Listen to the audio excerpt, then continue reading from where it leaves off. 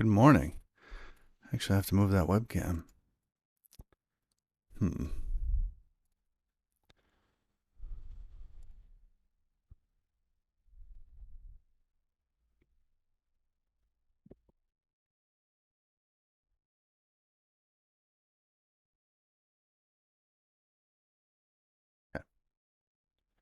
So, we're going to get to it. Good morning. Good morning. So, where are we going today? We're going to be playing with Cloudflare, HTML rewriter, some template stuff. And we're going to see if it even works. Because I don't know.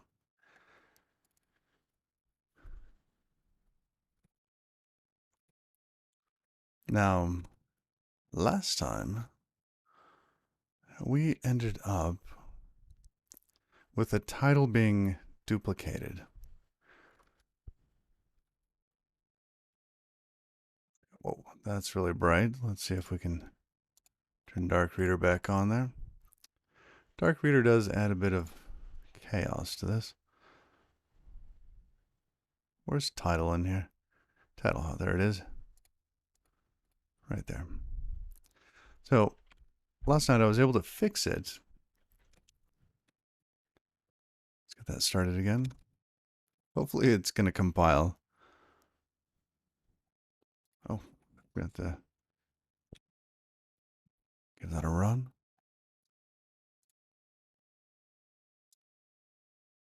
Okay.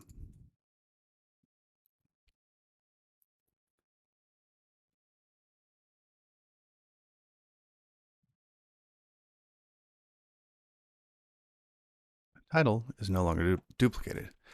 The key for that was this.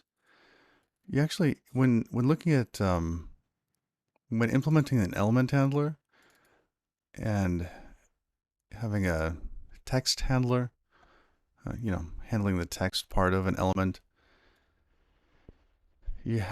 they're streaming this data around, and you might just be getting chunks of it.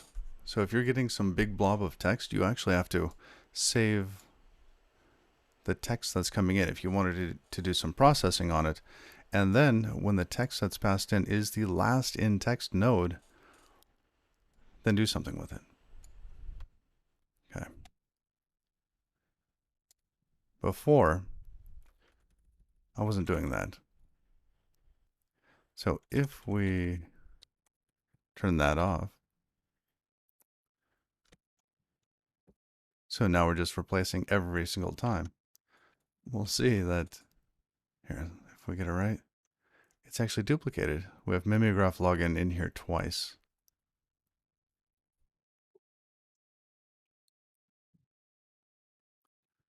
So we end up having to remove all of the nodes that aren't the last one. In the case of the title, we don't care what the text is. We just care that it's removed and replaced with our text. Last night I also changed the return types on these. So the element handler, look at the implementation, it's now a JS value.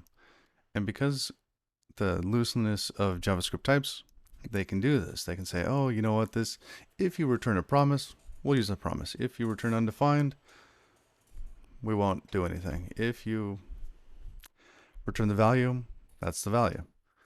So I changed these to be JS values. So now we can return undefined if we're not handling something. And if we are handling something and it's not going to need a promise, we still just process the text and return undefined. Actually. And then in the case of a promise, I think I left some text in here. It would return something like this.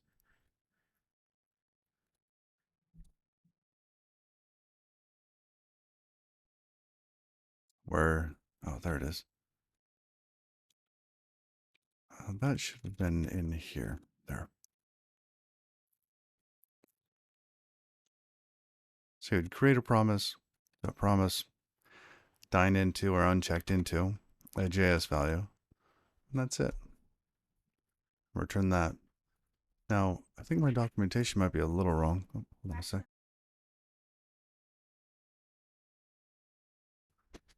One of our ducks is setting on eggs. My wife was telling me that she's up and about early.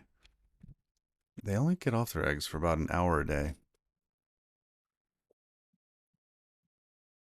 So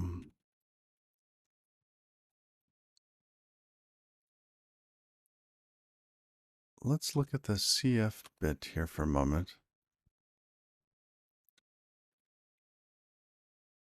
Because it feels like these should just be promise or undefined, not promise value or undefined. Let's check their docs. Hey, good morning. Morning, Hector. How are you?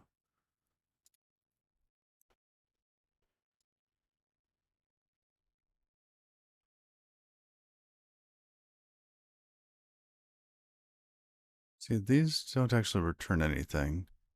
And then if we look at their async, and then it's just a future, well, a promise that's being returned. So it's not value.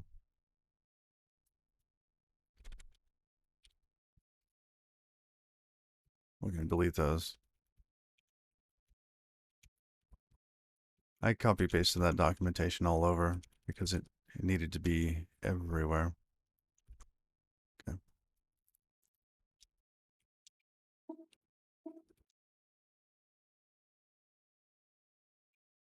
Looks good. Looks are good. Good. Okay.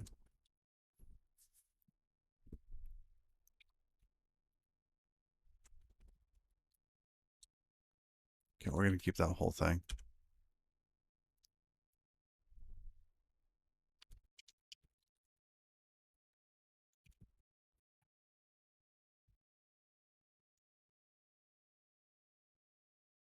Okay.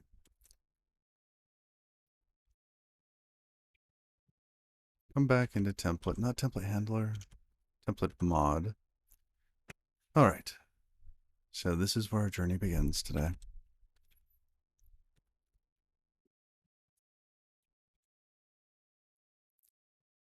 Now, in this case, we have an HTML rewriter. And how's the font size on the screen? Is it too small?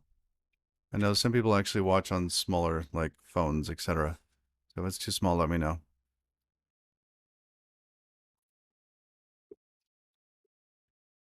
I'm gonna plug in my phone real quick. Talking about that reminded me.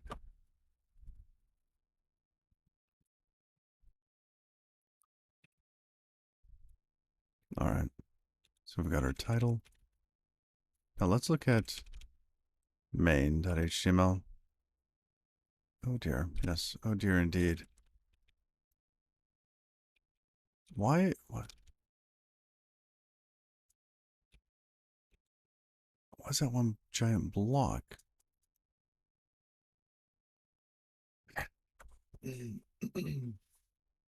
Actually, I don't remember putting that all on one block.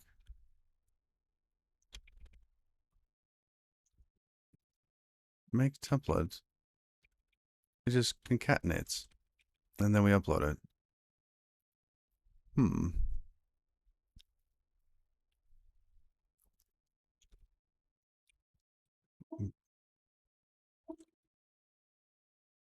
Make the template again, please. Okay. Well, this is what we wanted to see. We're going to be looking for something that's a div with class login. We're going to take the contents out of this and see if we can duplicate this.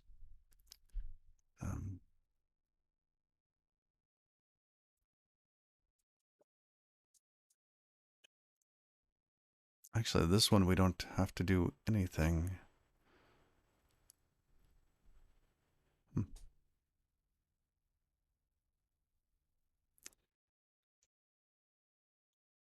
All right, this might actually be an easier one today. We're going to create a new element handler. Right now we have mod title. Let's do mod login. Source templates. Template login.rs.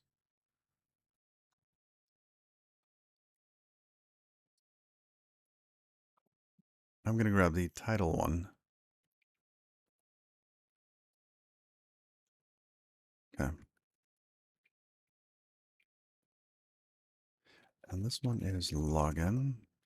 It doesn't have any values, any properties.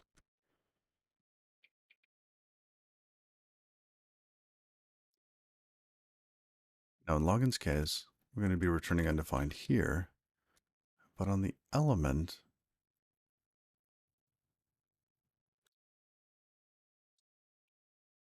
oh, actually, we need to know whether or not to display or hide this. So let's add a property here.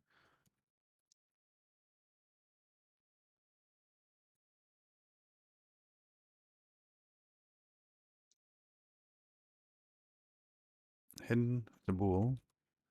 I don't know. What's a better word for included? Because we're going to have this giant HTML template.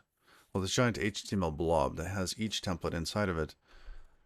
And we need to remove some that aren't supposed to be on the page. And then some we're going to have to duplicate and change them.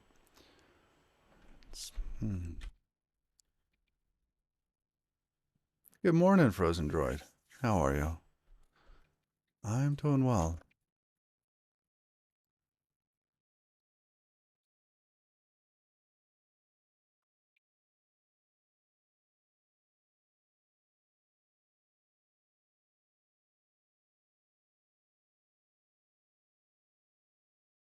Exists? Included?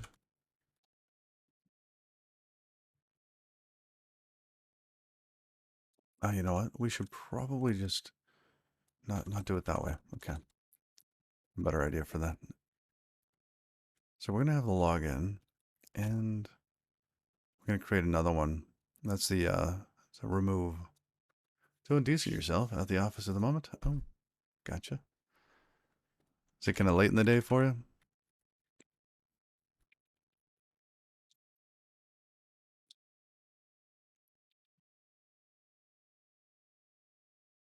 Buffer OX1. Good morning.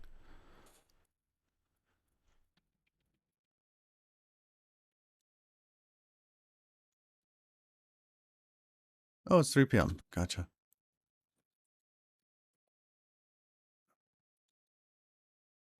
COC restart. Okay. Because what if we did not want to include the template? What if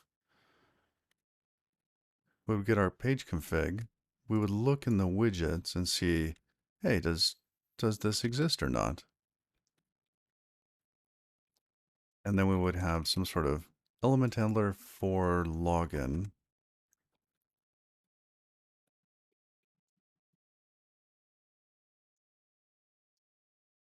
So let's move this out.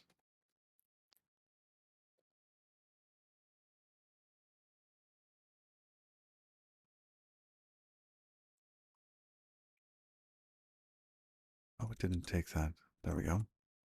So we have our title handler. Then let's create. Now the title handler is always going to exist, but the login handler might not always exist. Well, the handler always exists, but we might not have something. How do we say this? We might not want to log in on the screen. So let's say let login handler cf element handler. Oh, actually, that's not going to be exactly like that.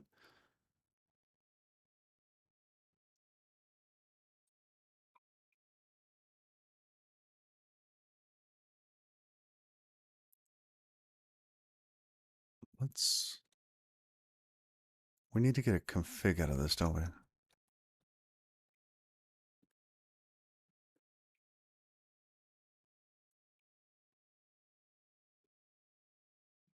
We're going to go into page config for a moment.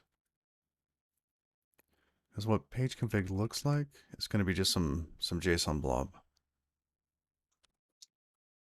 For example, login, we have a widget. It's got an object of type.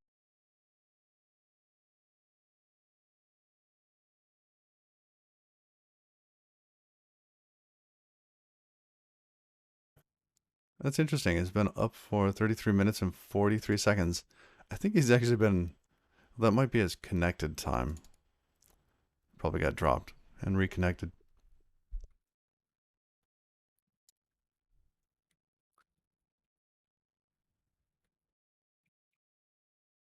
All right, so widgets here. We're going to need to iterate over these, looking for types. And let's hide this a little bit. I mean, we could create a map, but I don't think. Oh no, don't worry about the testing bit. I don't mind at all.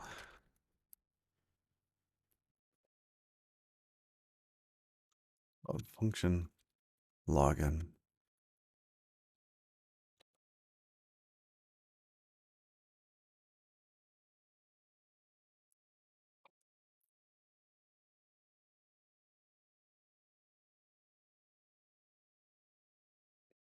We do this where we have it expecting types here.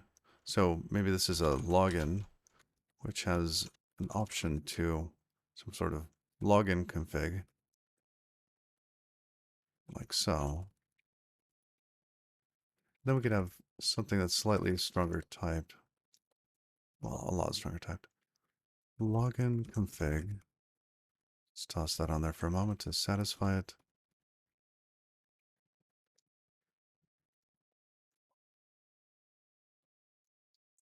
Oops. We could do something like that and return a login config or an option to a login config.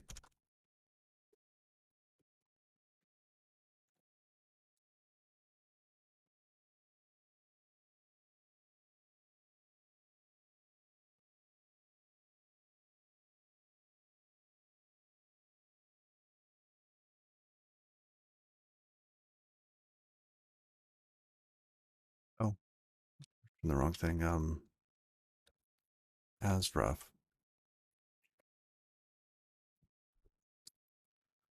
So we could do something like that, and login config would just exist or it wouldn't. But now, as we're creating this, we need to look into the config object, do a bit of work, gonna break it apart.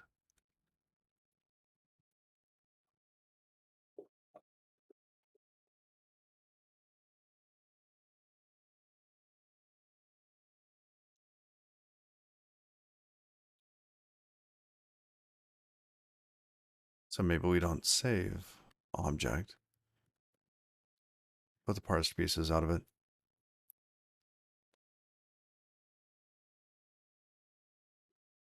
You have many jokes about the unemployed. Sadly, none of them work.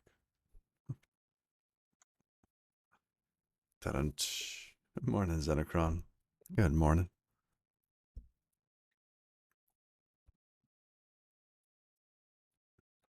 All right.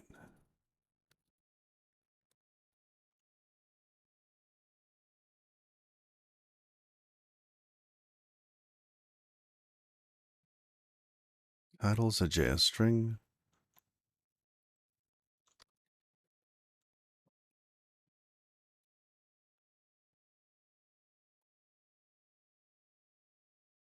Good morning.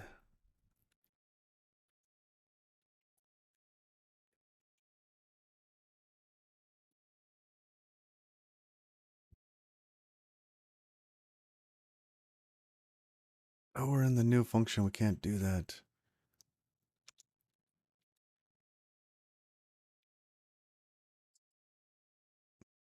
Selective duplicate. Good morning, and thank you for the follow.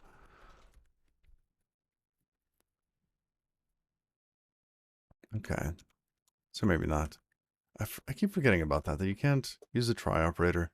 And in this, I don't really want to. It's kind of a trade off between do we do things in kind of a lazy way, if we can, right, where maybe we don't even look for login stuff if it's not asked for. However, I know that's not going to be the case here. So this might be better as like a try from. Again,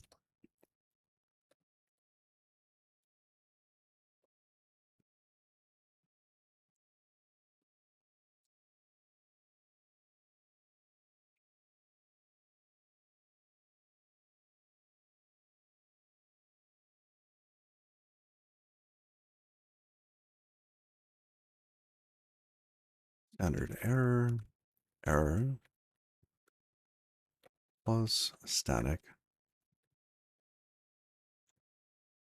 Okay. And then this basically becomes our new function. Let's get rid of our new. Good morning.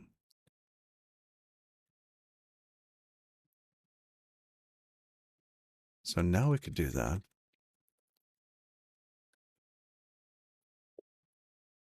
Ipsito. Good morning and thank you for the follow. Is it Ipsito?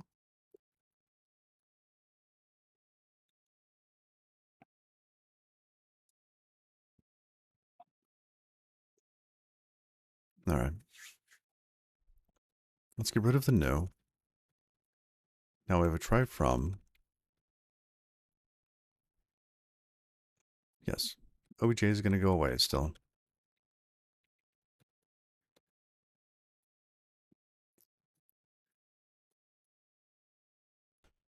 Now this title, going to need a title.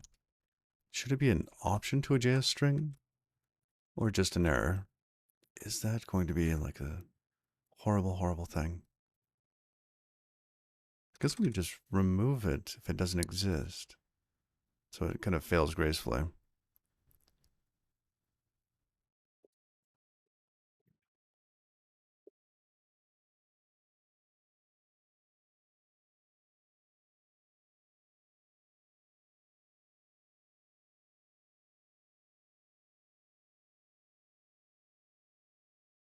Our chicken laid an egg. Daughter just brought it to us. It's our chicken is hanging in there. She's doing quite well.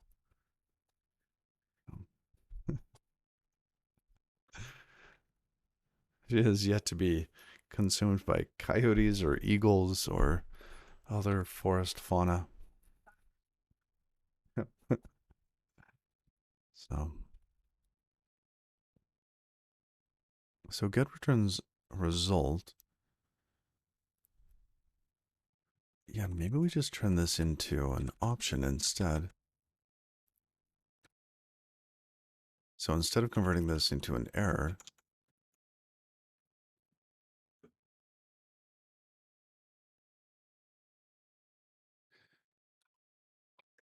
so that returns okay. Dot okay. That converts it into an option, but we probably need to map that because we need this as a JS string. And in our case, what is this going to return? Well, a JS value.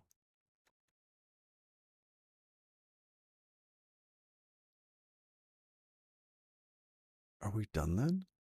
Because here we'd have a... Oh, we need it cast into a JS string. Fine. So what if instead of the okay...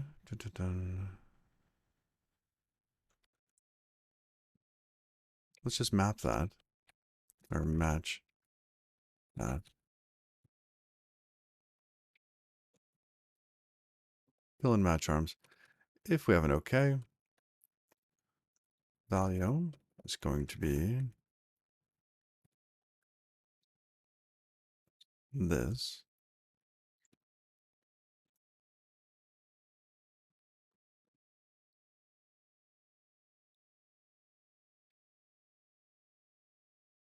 And if there's an error, well, we are going to ignore the error. This is just going to map to none.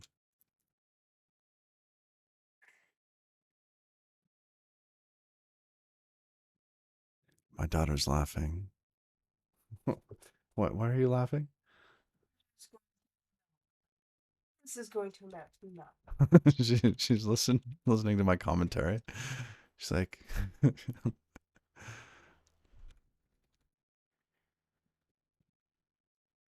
rename this.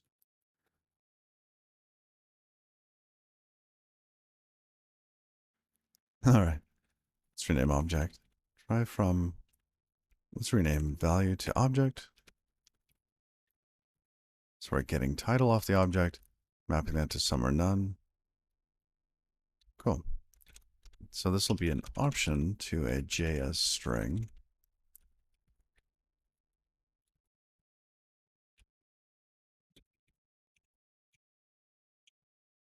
There's title. Okay, login is currently set to none. Oh, and we need to wrap that or into it. So in this case, for title, we will no longer return a result to that. It'll be an option to that.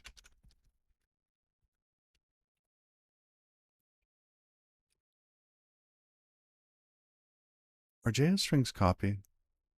Are they clone?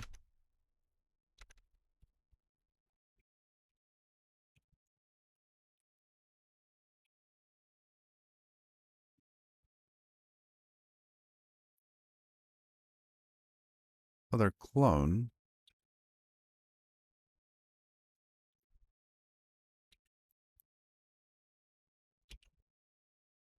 Okay, well, if they're clone, I'll return a reference.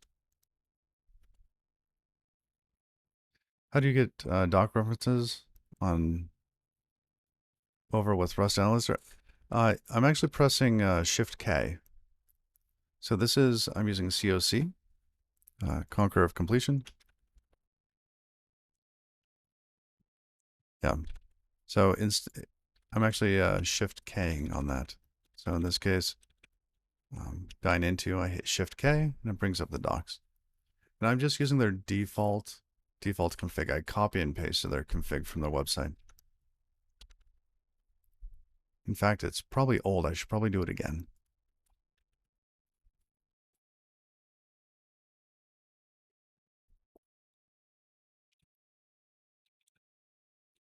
This looks pretty good to me. We know we're going to have a lot of these options like that.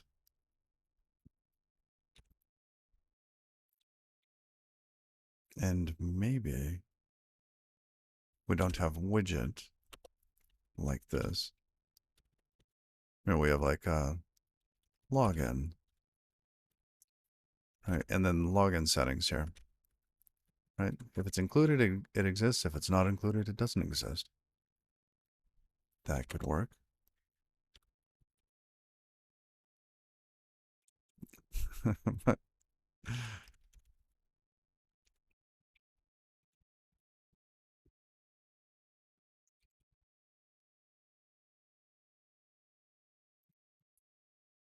Now, in this case, we just need to know that it exists or not.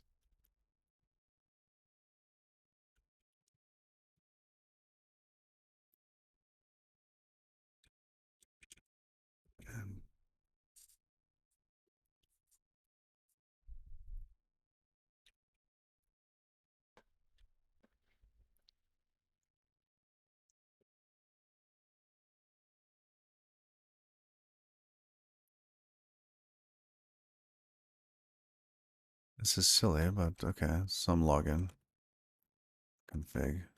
I'm going to leave that for now. It's silly because there's nothing inside of login config. I don't really know what to put inside of login config. This could just be a Boolean, right? Is this a true or false? Is this thing there? And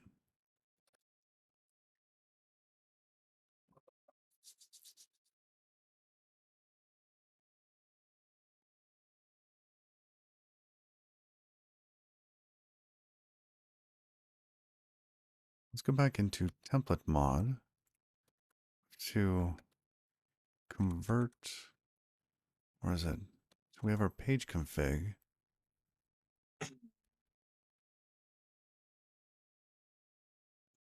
We'll have to match this too. Okay.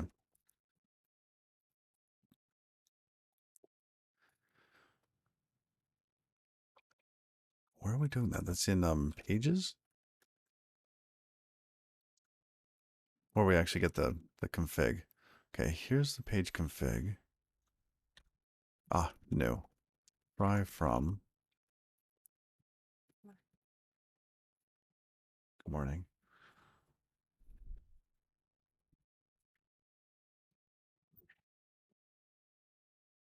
You're not in for type T.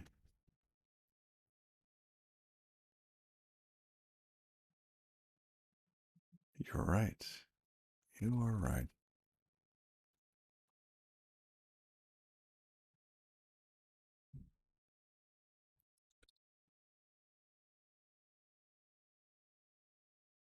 Object, not option.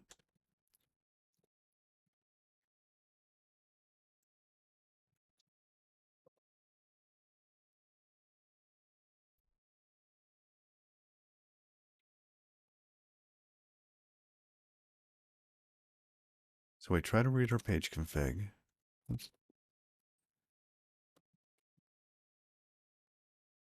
Go through a try from. These could be broken out into smaller functions.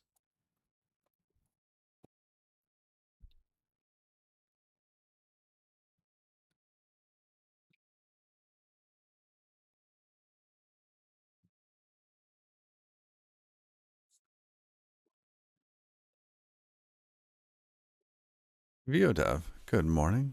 Thank you for that follow. So, I'm going to leave login config empty for a minute. Don't know what we want in there. But there's login. Now, what if something doesn't exist, right? If login does not exist, do we want login to be on the page? No. So what we're going to need is something that just removes an entire section from the handler if it doesn't exist. So in this case, if we don't have a title handler or a login handler,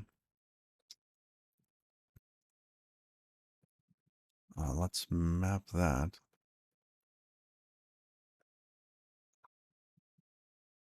Oh, can I do a dot match? Oh, yes, we can. Look at that.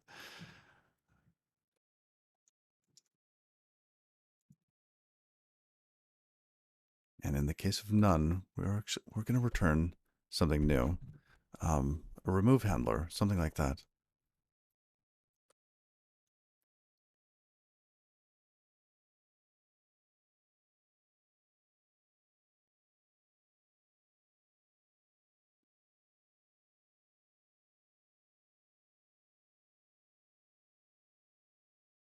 Let's call it the remove element.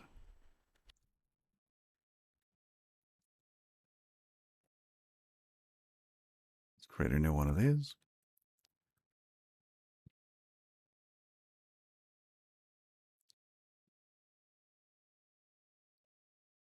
New file, source, template, remove element.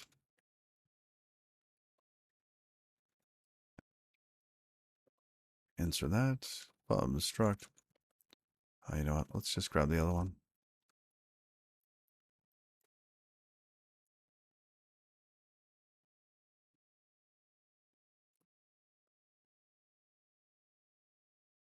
Rename it.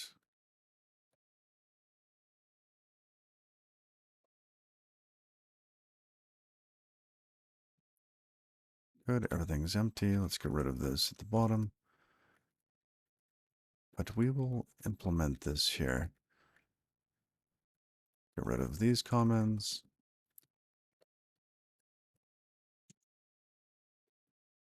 Our entire job in here is to remove that element. So we have the CF element.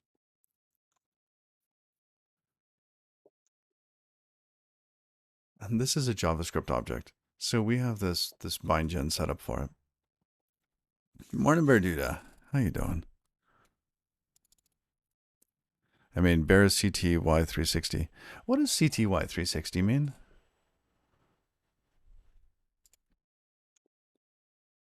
I'm interested in your choices here.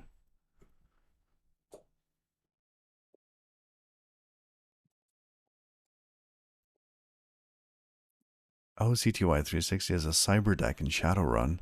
Okay, gotcha.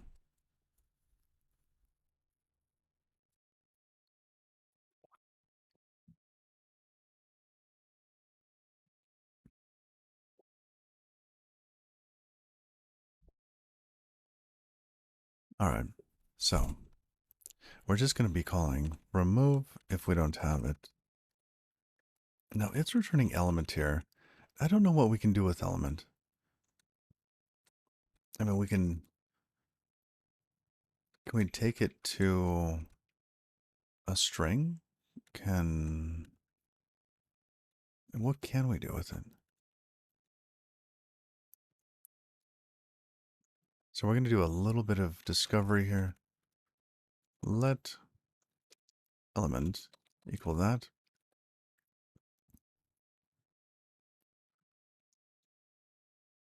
Let's do a log 2. We're going to do a console log with 2 elements. JS string from something like that, just so we can tag it. And then elements, I presume you can be downcast.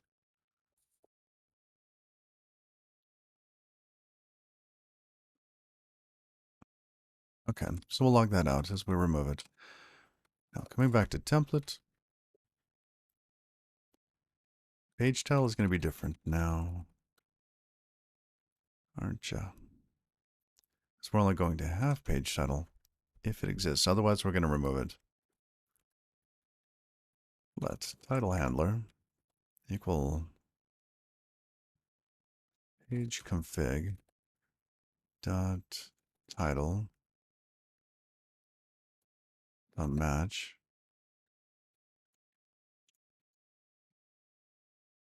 So in this case, we will create these elements here.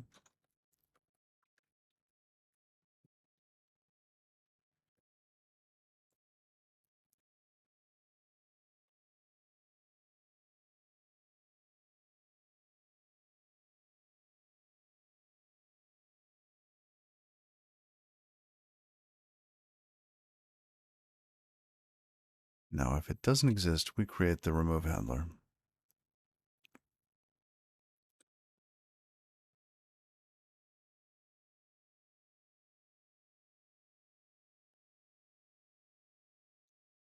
And this is going to be a fairly common pattern. See, is it happy with that? Oh, we need a semicolon right there. Oh, mismatch types, of course.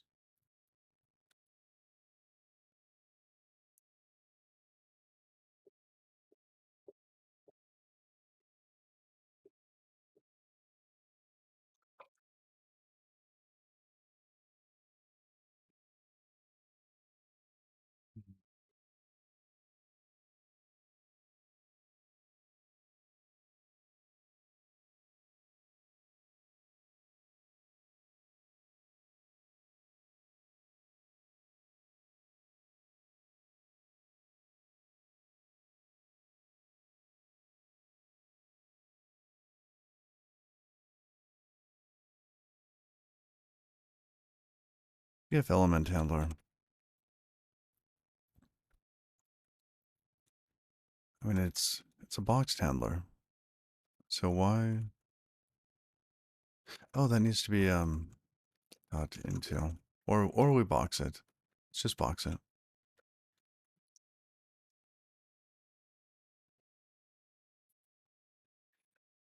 Perfect.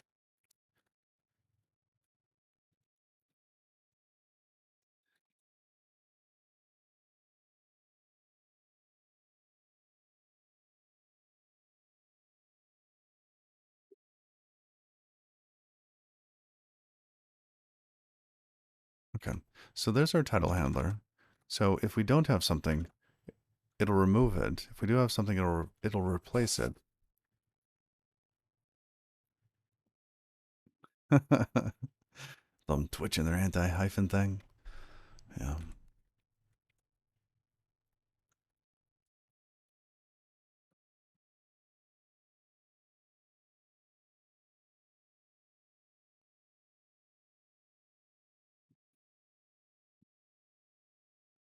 And what if we had 20 different kinds of widgets?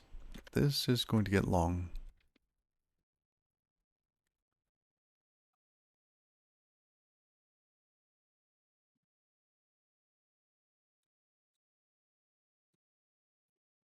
Hmm.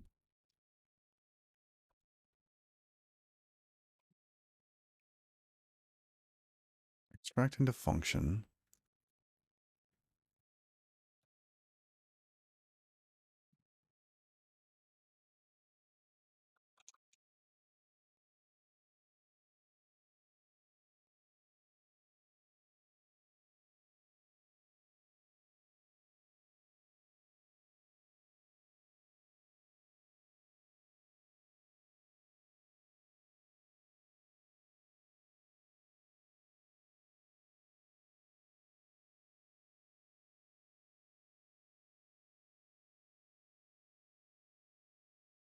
About the same thing again.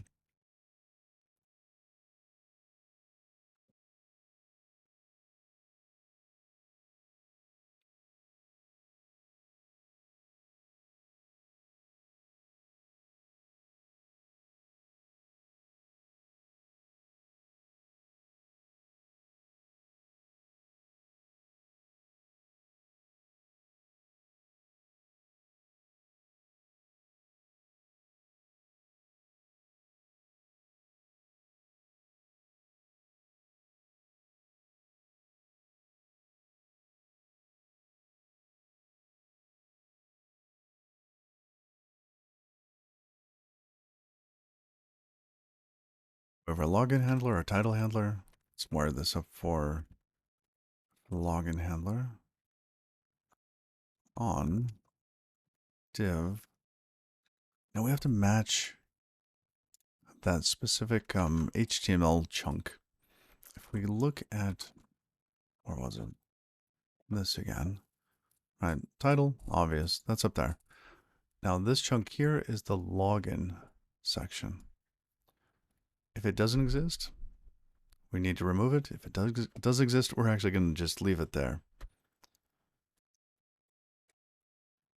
In fact, later we might actually change some of the values in here, but not yet.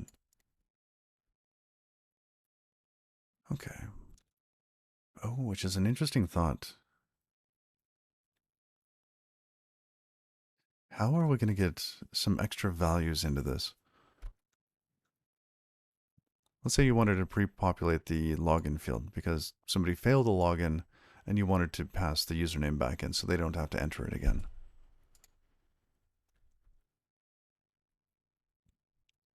All right. So div class login.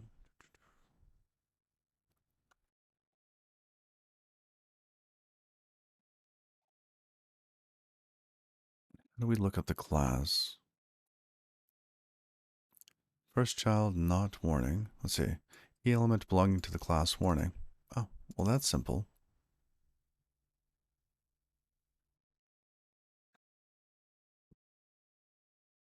Case sensitive, insensitive.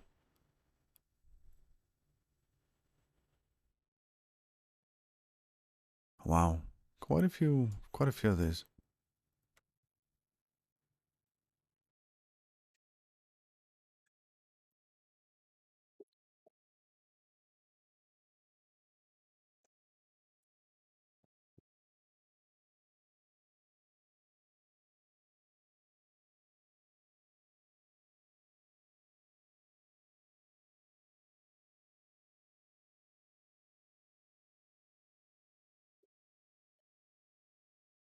This is interesting. We might actually want to have some other way of building this up, this HTML writer thing. Maybe we pass the HTML rewriter into login handler and page title and these. A little builder pattern. Because there might be something a little bit more specific. Like maybe login wants to add 3 of these.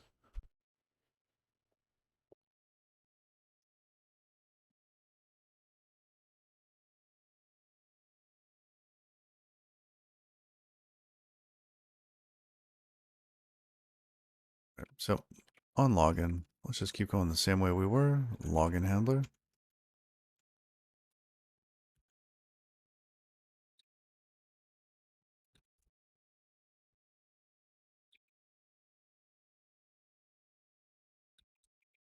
Okay. So now if we go to any other page, it should be removed. Yes, yes, we are. The templating lib was adding for each template like 20K or 10K or 5K, whatever it is, just depending on the size of it. So it made it much too large for my taste. Because we're trying to keep this nice and thin. So right now that's 145, but that's in debug mode.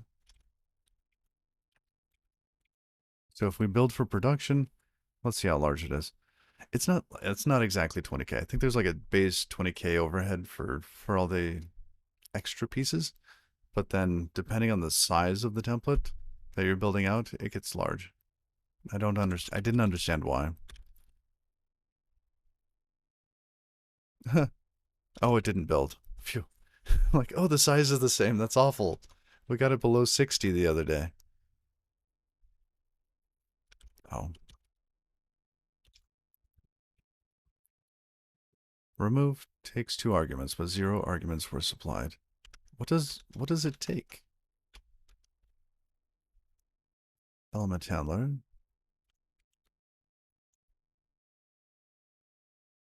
Or element. Remove.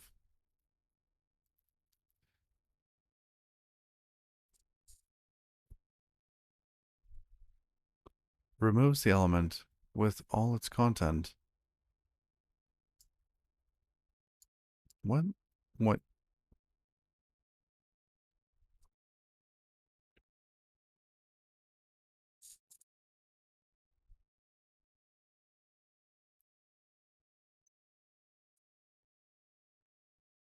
Okay.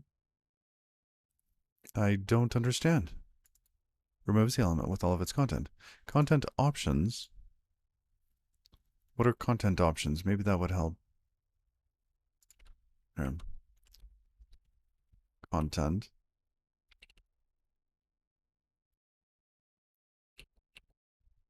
Here. It's a string, and content options are whether or not to escape it. Okay.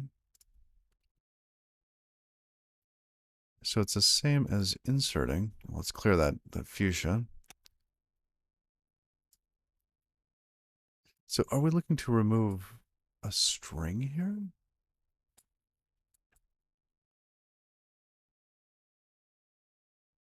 Huh.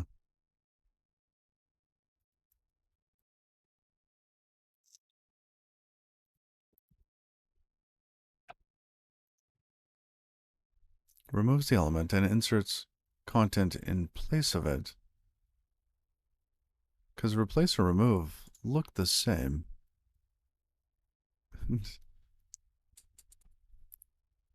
Is this like a search and replace? What is remove?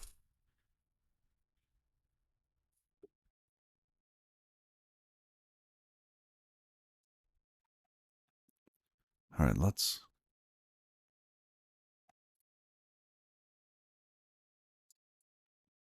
Is there a way to link directly to this? I'm going to ask their Discord. So here.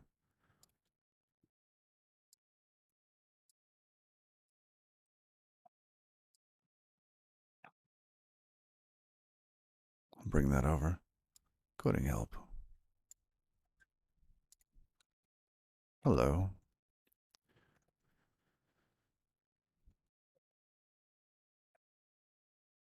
Why does element.remove take content?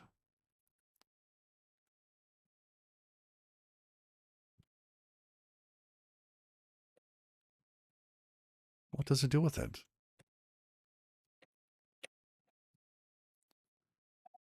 All right.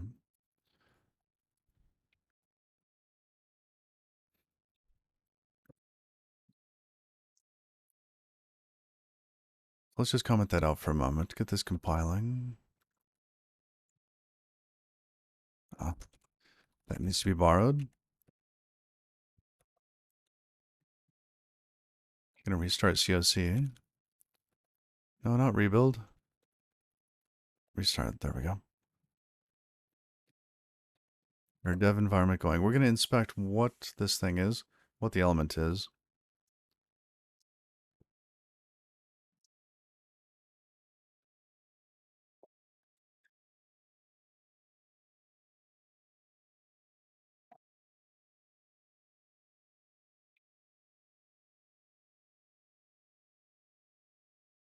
Reload that.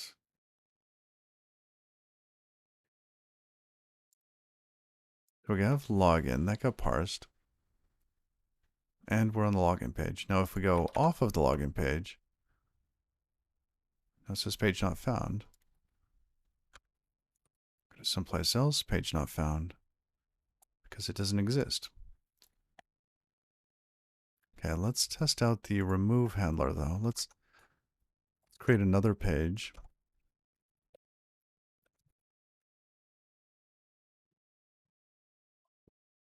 What do we want to call the other one? Home? Thank you for the follow, actually.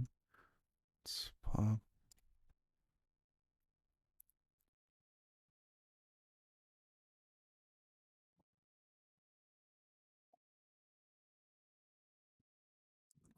Thank you. Lord Raphael, thank you for the follow.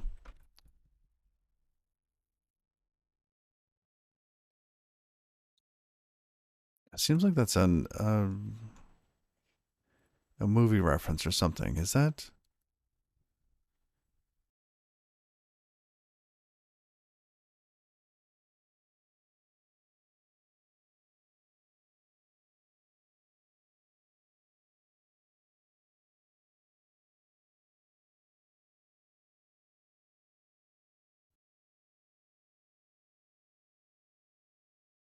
All right. So in this case, we're going to have Mimeograph test without a login section. And then what do we call that script? Upload pages. Oh, environment, development. Okay.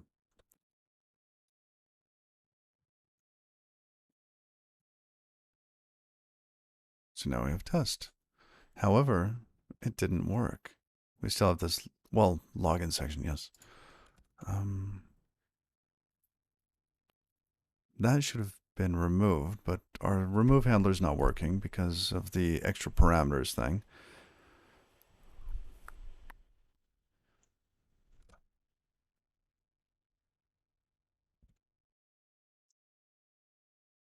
Okay.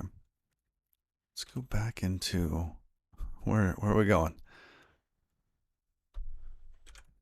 The remove element handler. Why aren't we seeing this log? That one there. We should be seeing that in here. Let's rebuild it just to make sure.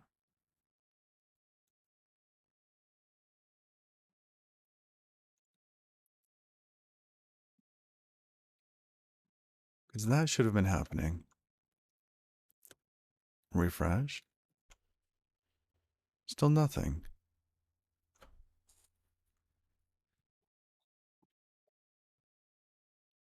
Is it not in?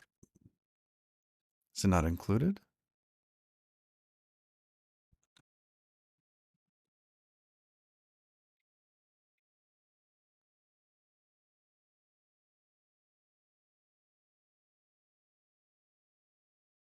Remove element.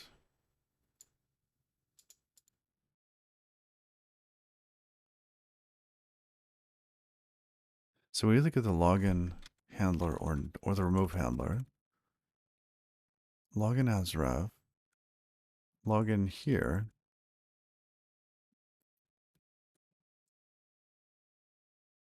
It's some or none.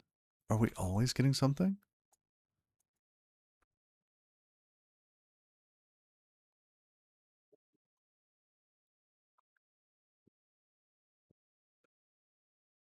Let's toss a little logging in here just to be able to tell.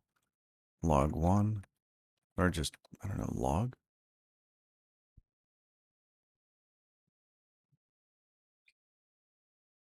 Let's go log 2.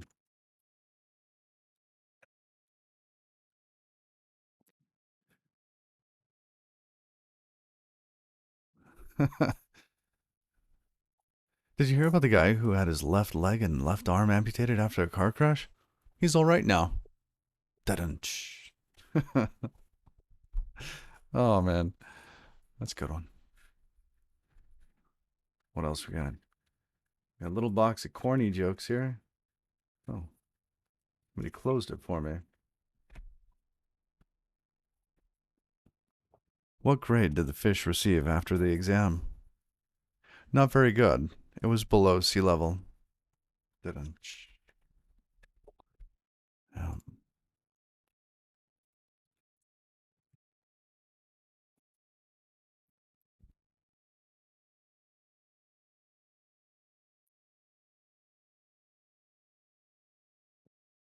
Login, comma, value.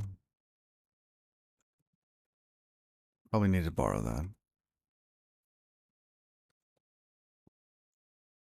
Qualify it, please. Thank you. So if that doesn't hit, that means we're getting into error.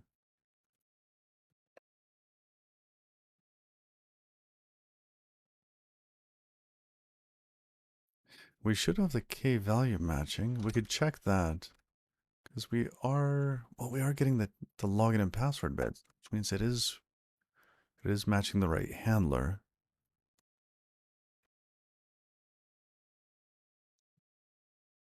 Oh, it's undefined. Oh, wah, wah, wah.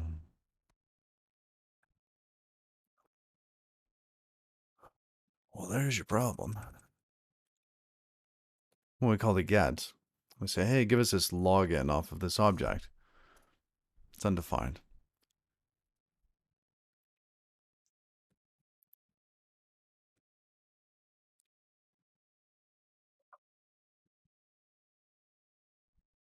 Yeah, it works like doing this.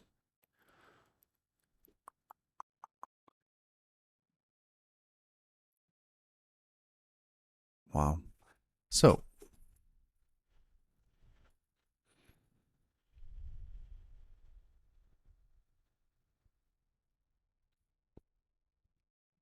just a moment.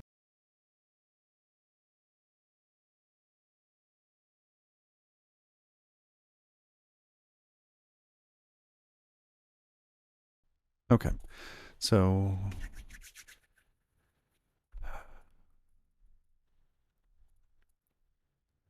when would we not, when would this actually return an error?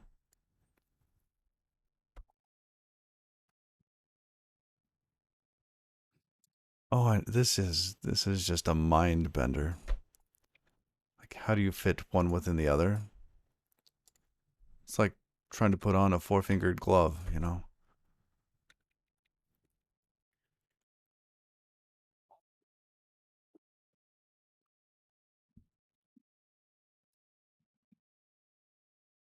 All right. There we go. That's better. Sorry, I was seeing like my um breathing showing up on the little meter there. I love how merging two languages always leads to having the downsides of both rather than their strengths. Oh, that's so true. So true. All right.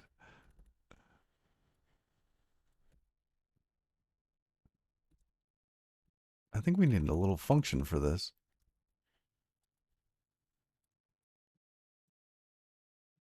Function. We're going to return an option of t. We'll just call it get. Can we do this off of object? Simple. And let's, oh, we're going to create a trait. Trait, get. Function get t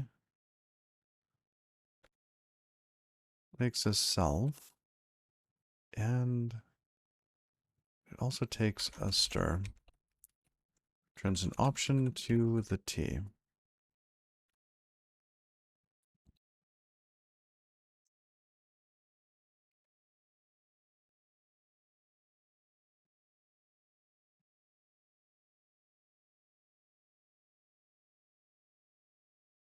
Simple.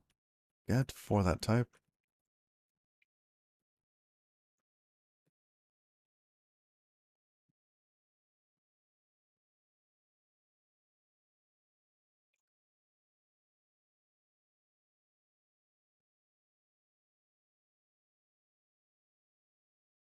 Okay. Extract that into a variable. Okay.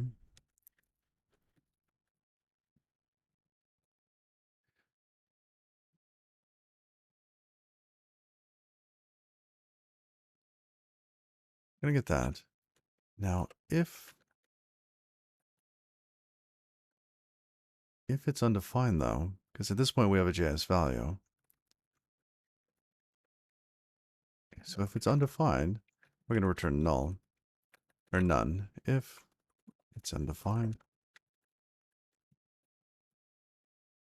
otherwise we cast it into a t, and we need a constraint on this. T, where t is JS cast.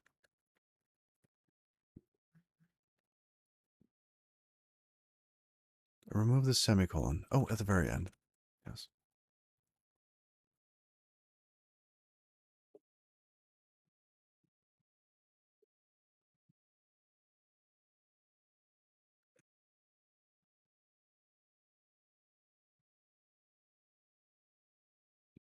Okay.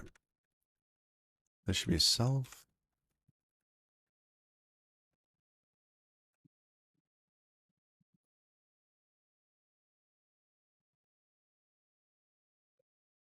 Object.get title.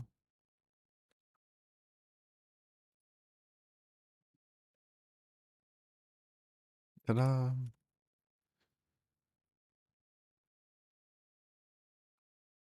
Wow.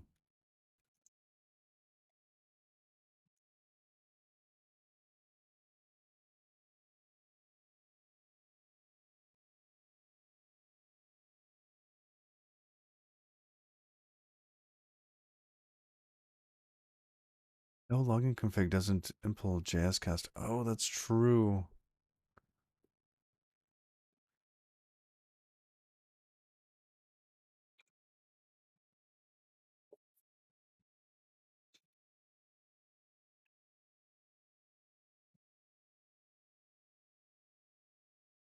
All right. Let's get rid of login config, and we'll use an object.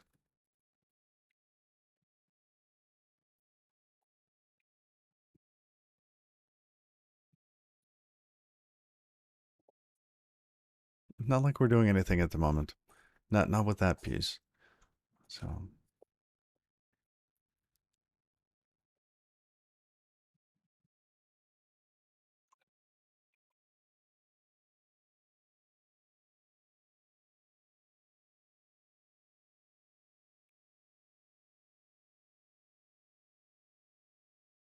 looks like it's gonna build.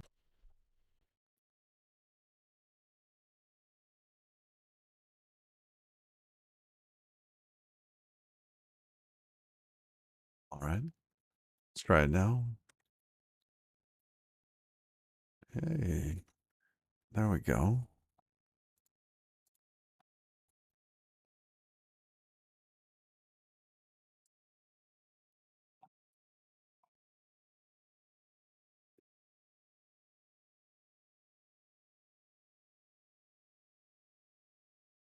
Yeah, this is just the object.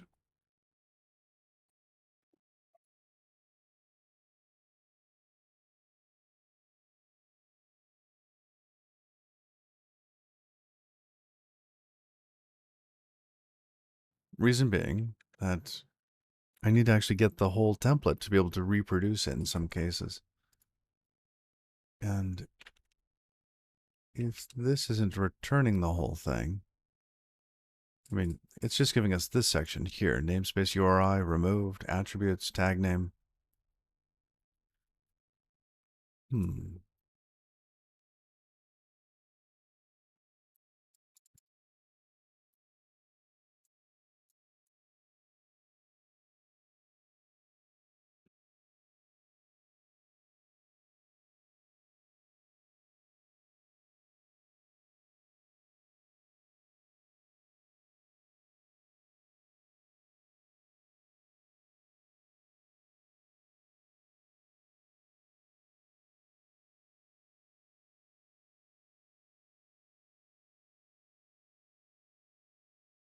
Let's see, I wonder if they have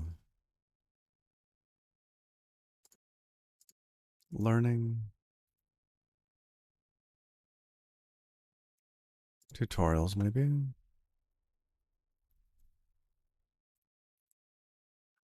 HTML rewriter?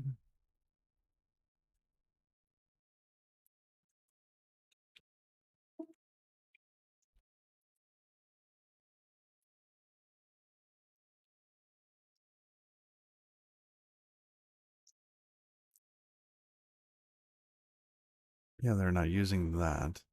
So how do we get that whole section?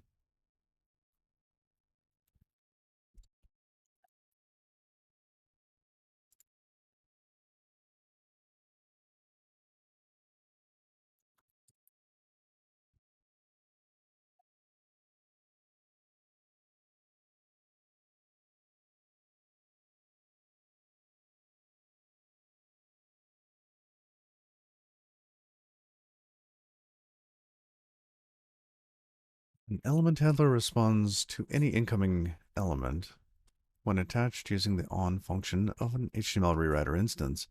The element handler should respond to element comments in text. The example process is div elements with an element handler class. So we can see the tag name. Great. Document.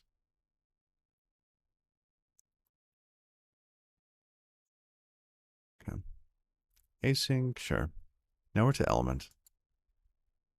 The element argument, used only in element handlers, is a representation of a DOM element. A number of methods exist on an element to query and manipulate it.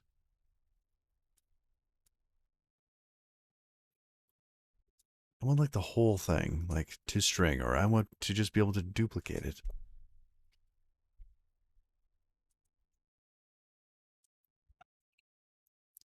Set inner content, replace, append, replace, remove. See, I was hoping that the remove would let me keep the element, and then I could append with it.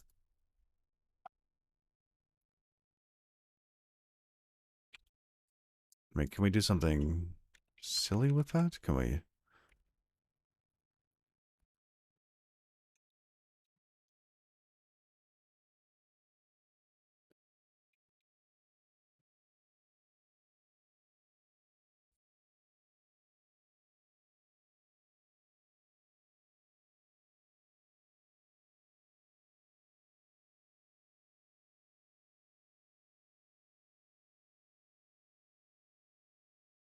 This is the toString form, so that's not very helpful.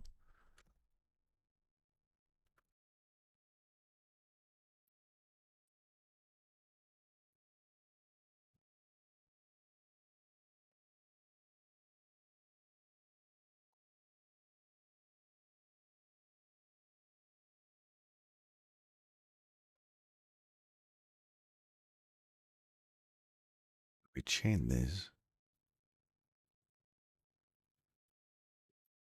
In this case, content is always a string, and HTML rewriter takes a response and returns a response.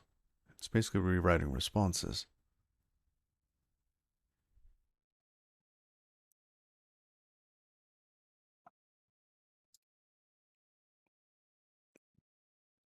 And this could be a string. USV string? Oh, that's interesting. What's that? Unicode scalar values. Ah, okay.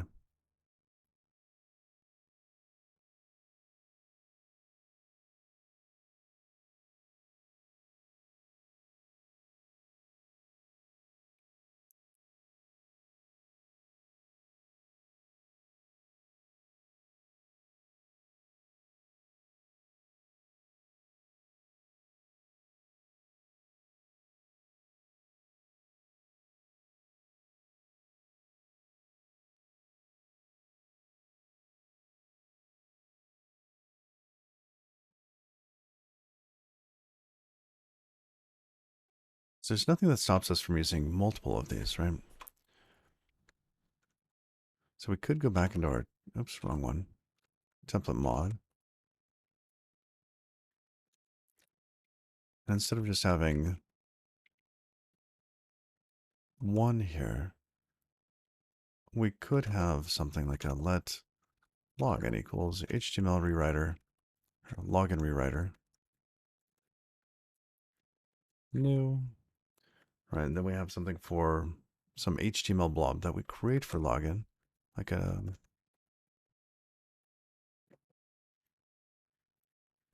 some sort of response, like a CF response, right? So we create one of those, create a new one of these, wire it up on, I don't know, whatever that's going to be for login.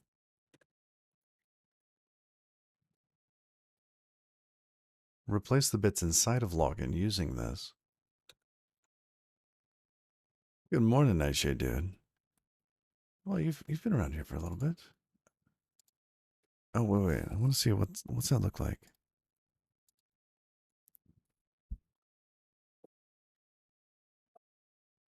Is that an angry Clippy with a boba tea?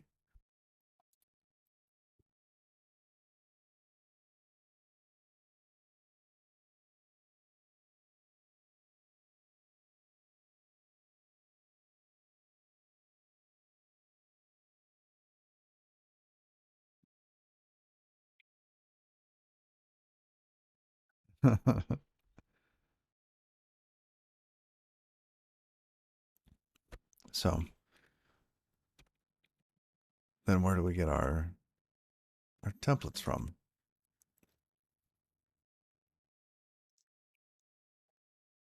Because I was hoping to be able to get the template content from the HTML rewriter as it processed. But that doesn't look like it's going to work. Or at least I haven't figured out how yet.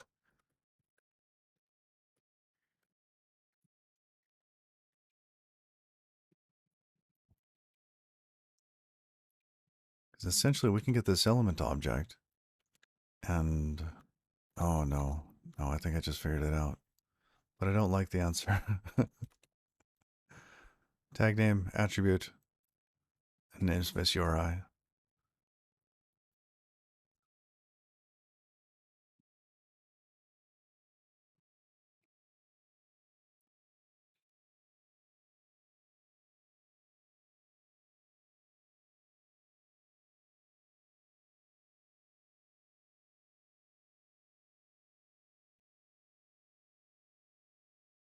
Maybe not.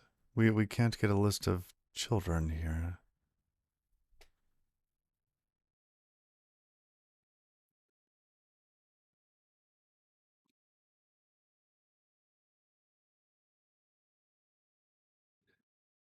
Oh, kind of.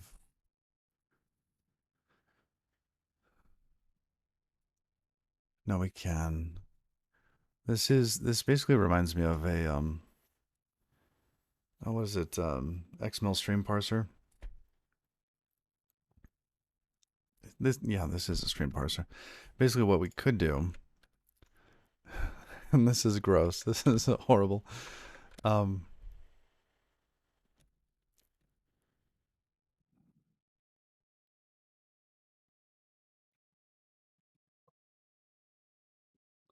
basically, we say we want everything underneath here Okay. And we have like some sort of collector that can collect all these.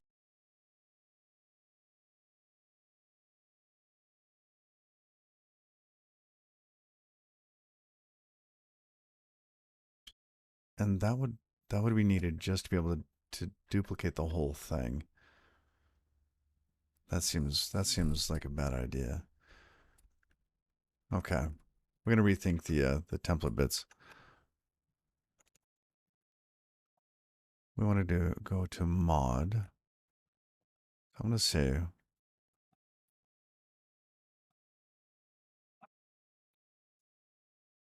'cause I don't think I care about partials so much anymore. Well, like being able to say, oh, this is part of this and this and this. But if we just had something like a login form that we could fill in, that would work.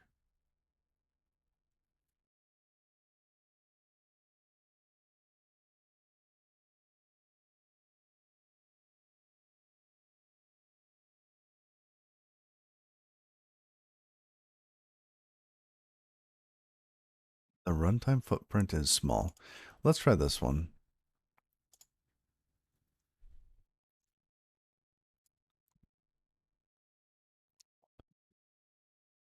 All right, getting started with mod. Actually, I like, let's turn that off. Oh, that is very bright. Sorry, mod.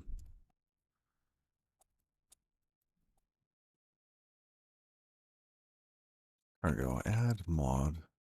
Is it D? M-A-U-D. All right.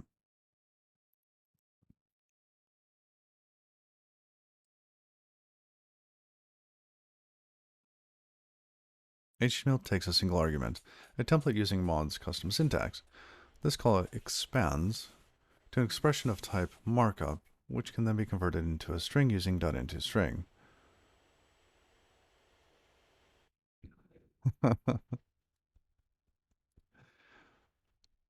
Run this program with Cargo Run, you should see the following. Great.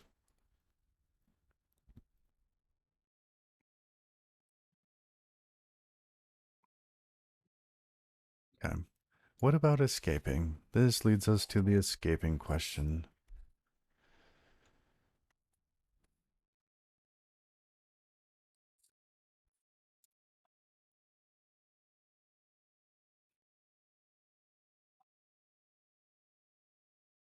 The content will need to be escaped, but not the HTML.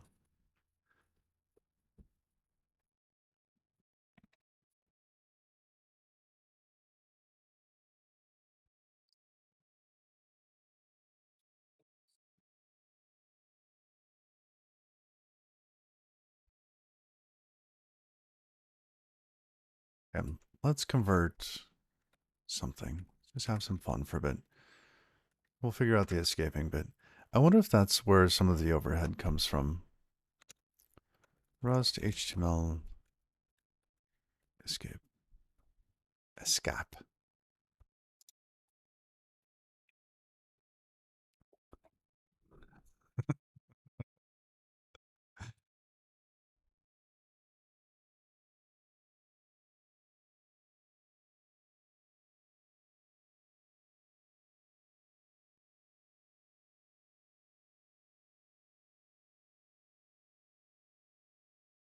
Let's look at their repository.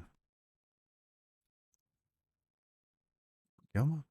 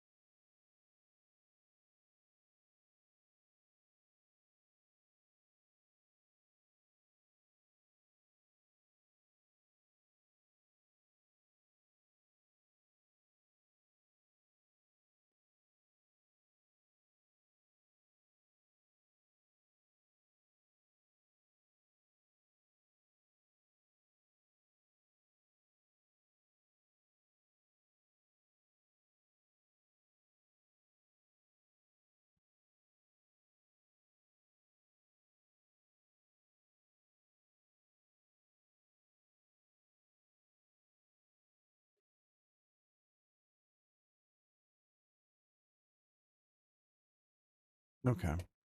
So we could use something like this.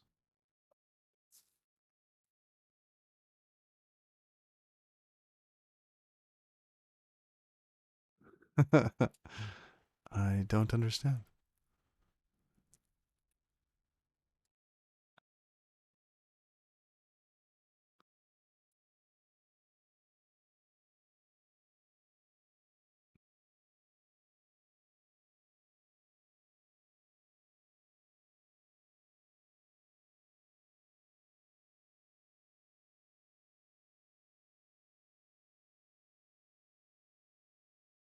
Escama escape.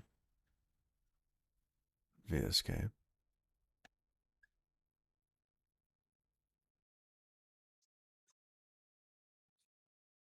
Hmm. Let's sort by recent downloads.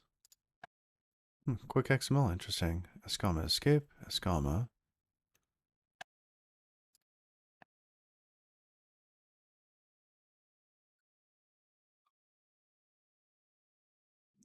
Looks fairly small. Dependence, dependencies. It's just a dev dependency.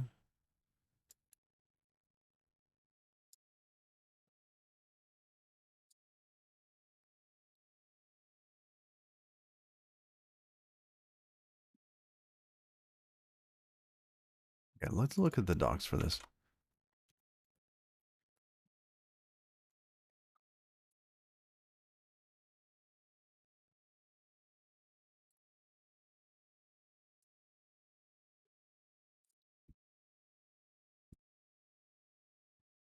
Great, escaper, function escape.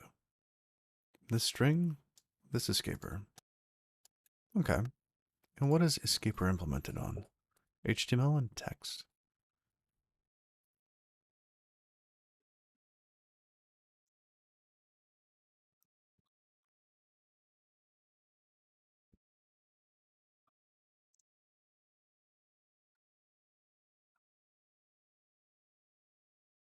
Write escaped.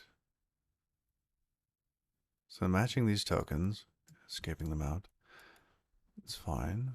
And what about the text one? What are they doing for text? Write escape.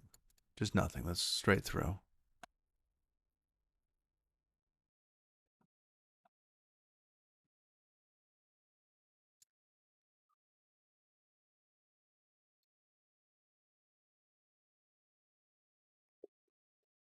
That is pretty darn small. We could use that. Who else is using this? Let's go back to their website.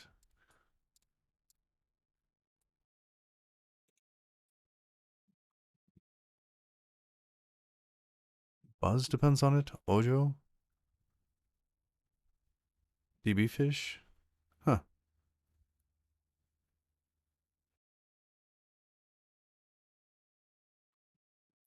Alright. Cargo add. Escama escape.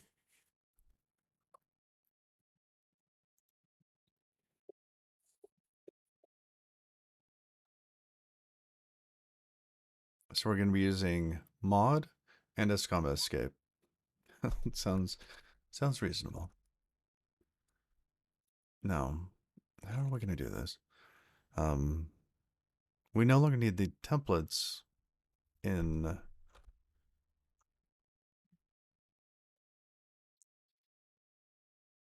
templates. So this would need to get extracted, but we still need some kind of div to anchor onto. So that'll still get removed or not. But the rest of this here would have to come out. So let's do that again.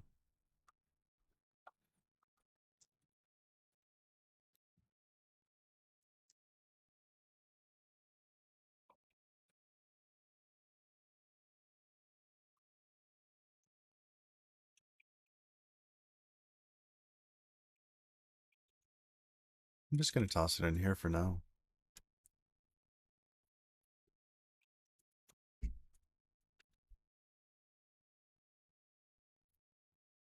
Just gotta press the start button.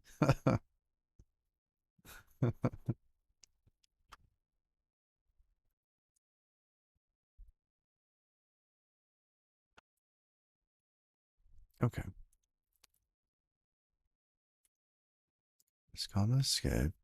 So we'll need that. Now we need mod. Where'd mod go? Getting started.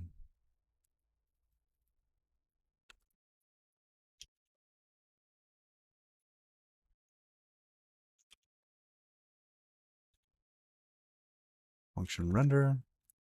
It's gonna take maybe a username.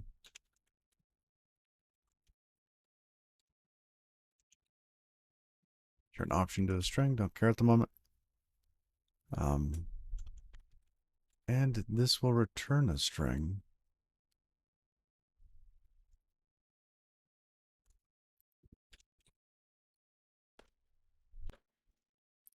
Then we use HTML like so.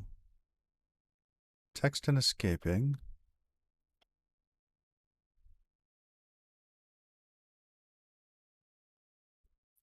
Use backslashes for escapes. Okay, raw strings. You can use raw strings. By default, HTML special characters are escaped automatically, which is fine. Doc type, etc. What is the render trait?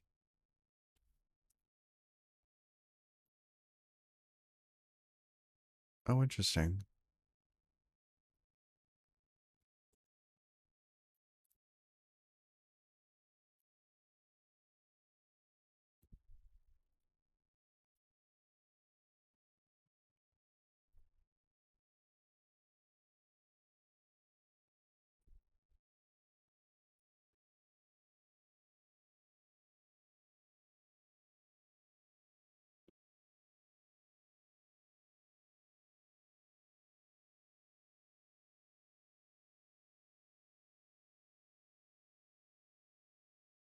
Hmm.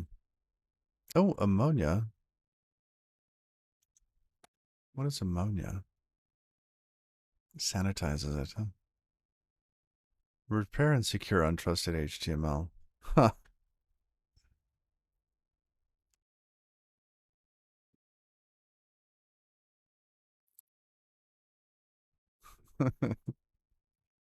Hello, fellow kids.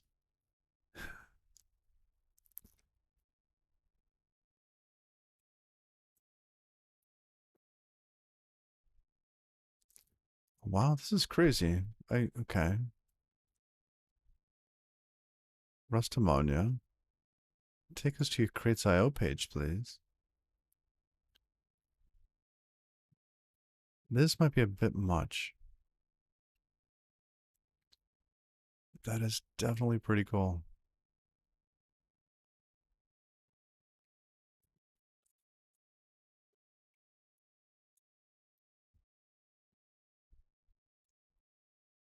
All right.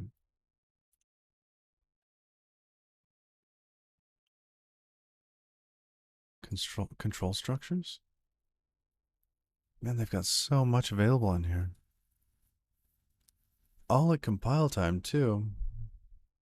Splices and toggles. Use paren foo syntax to insert the value of foo at runtime. I see. Like that.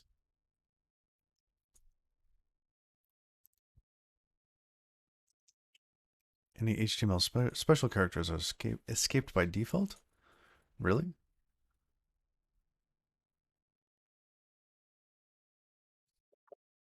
Really?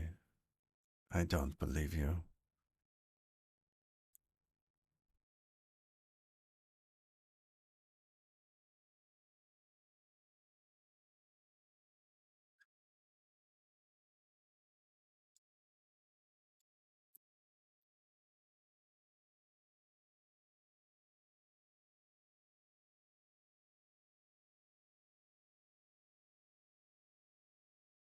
Oh, I see. So they're wrapping the whole thing in braces there.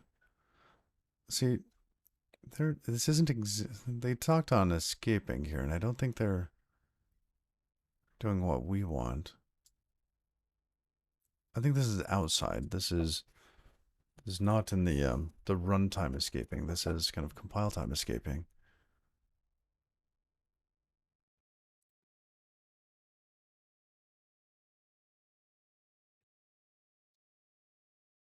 I mean, I could be wrong on that, but I thought they had like frequently asked questions, um, context aware escaping.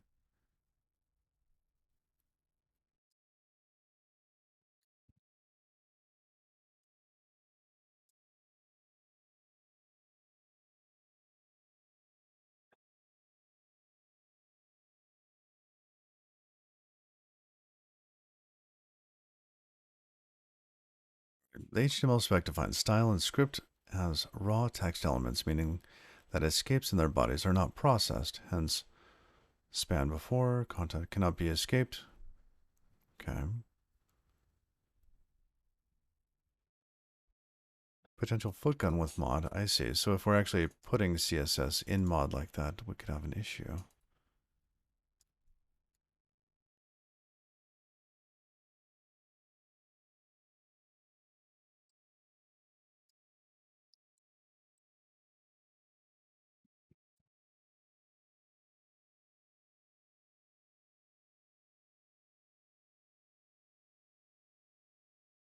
Mm.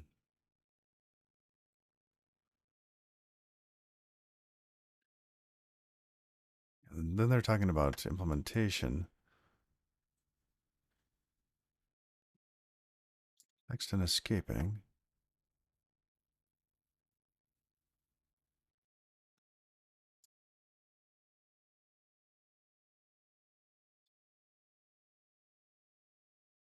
Escape and pre-escaped. I see. So we could use pre-escaped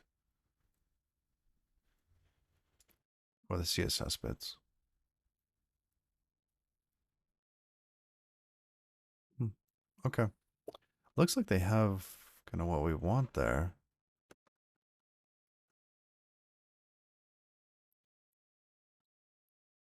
All right, mod. HTML. HTWML and L. Bang. Do that.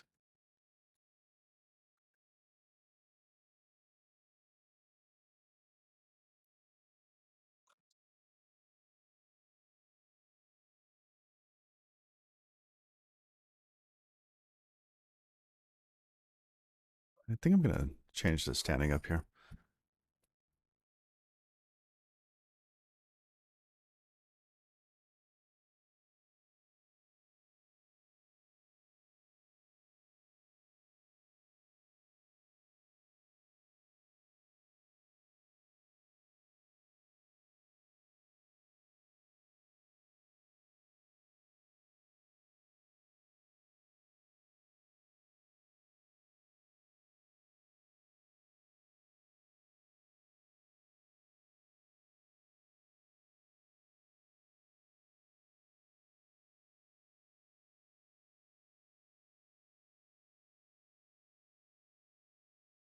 Okay.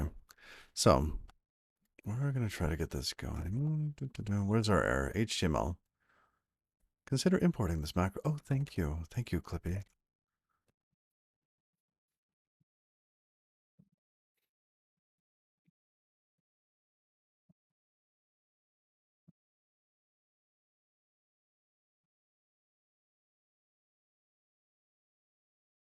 Just calling to string on that. Can we not? Mismatch types.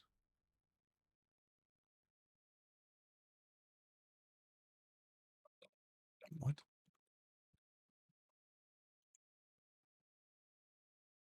Okay, we have a pre-escaped string.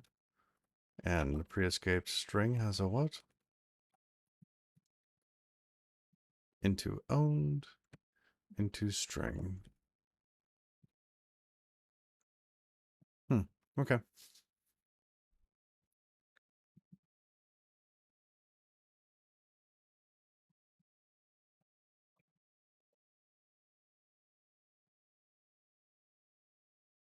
So now this is for the login bits, right?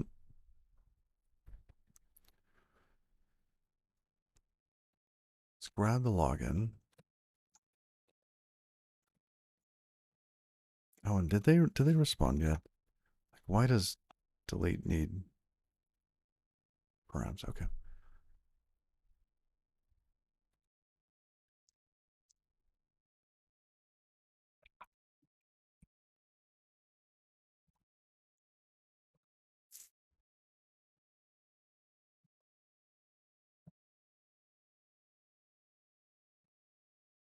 All right. Now, what is their format? Well, let's look at mods format. Elements and attributes.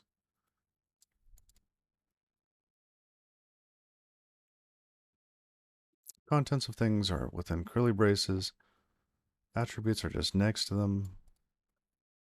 Okay. So we have a div, class, login.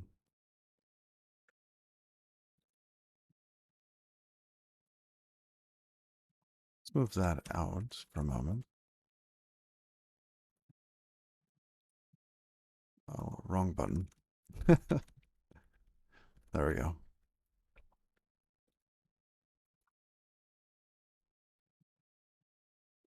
Now we have the username.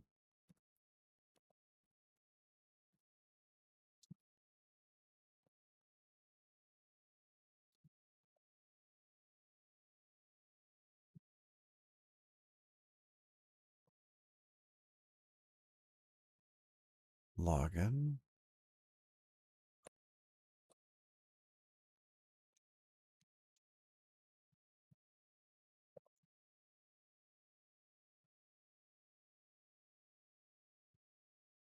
What if we don't have a body for that? Do I have to open and close that because it's an input?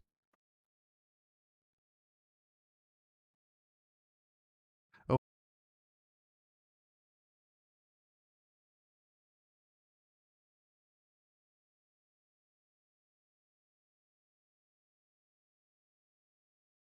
oh,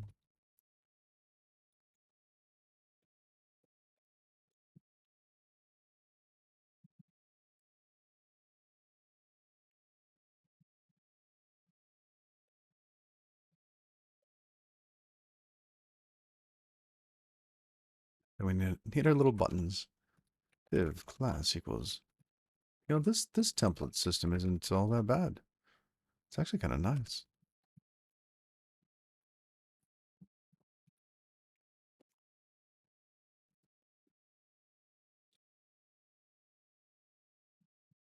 And that's it.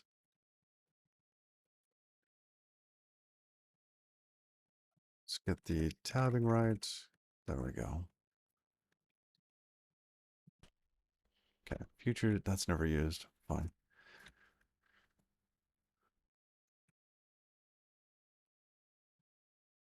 Now we're at the login template. We get the element here.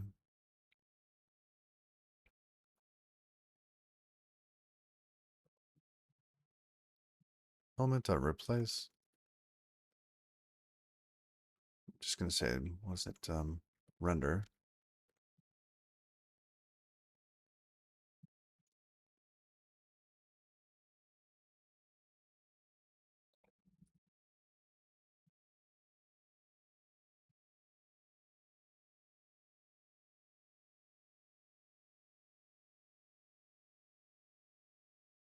Oh, we need to know what the escaping is here. And in this case, see if escape.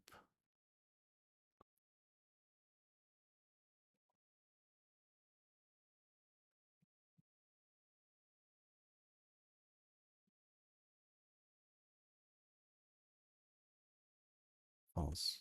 We do not want to escape it. Because we will be escaping it ourselves.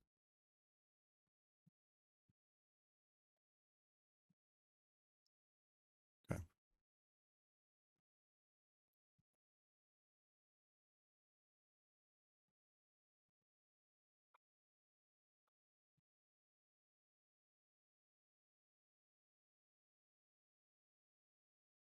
But once a star, fine.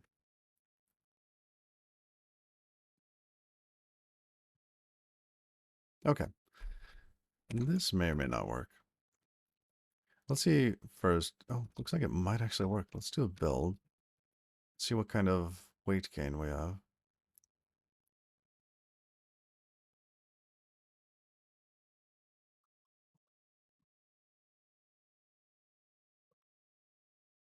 What? Really? We're still under 60.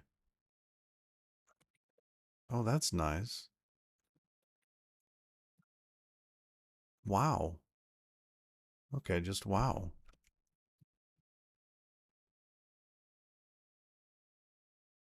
Like I had to come back and look. It's not 550.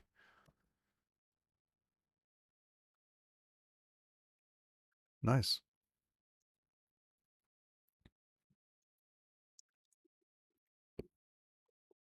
Um, we missed a step though.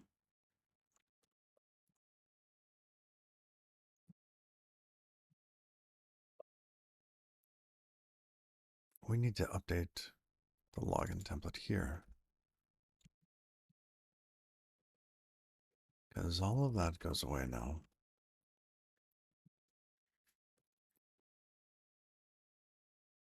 And now that seems a little bit silly, doesn't it? Having that like that.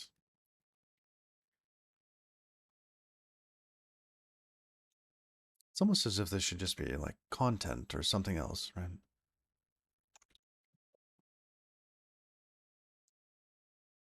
As in, do we even need the HTML rewriter?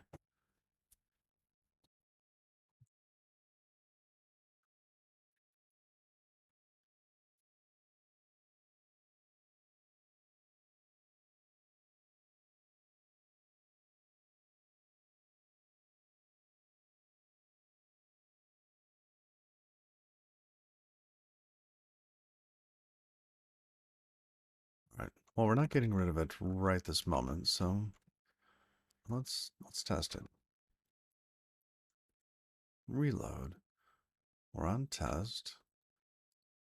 It looks. Oh, we forgot to make the templates. Make templates development. That should upload it. Great. Wait for it to reload. Come on. Takes up to 60 seconds to get the KV store to sync.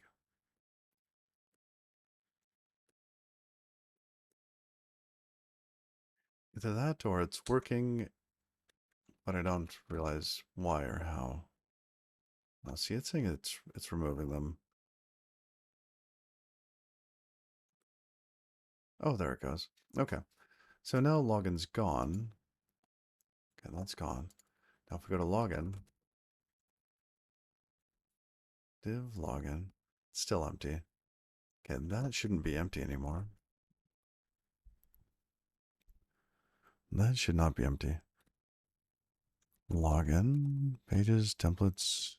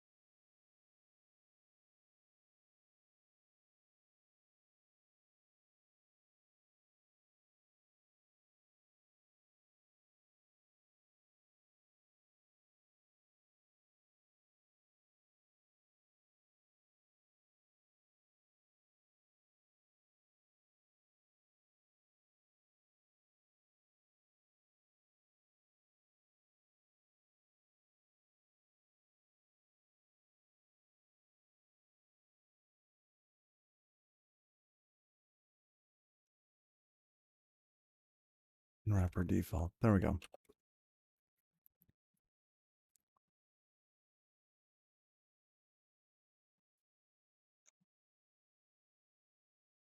So that's building, but we're not getting the element handler actually replacing the content.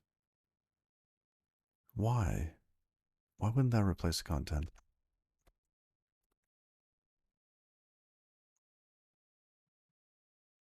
I mean, we're definitely replacing the title. We know how to replace things.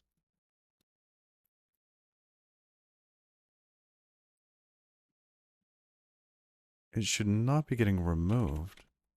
It should still be there. Let's extract this into a variable. Let's try console logging that.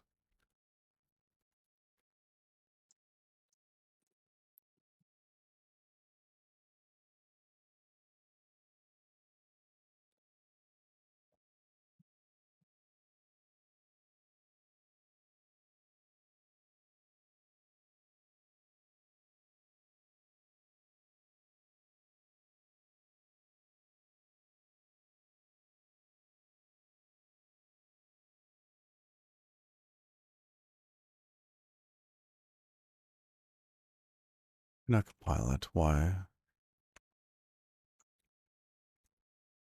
Oh, undefined use of JS string.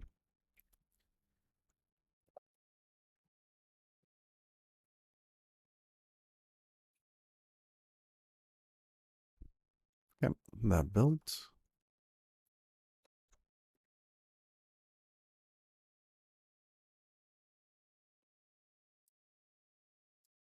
Where's our log? Did we not wire this up somehow? Or is it out of sync?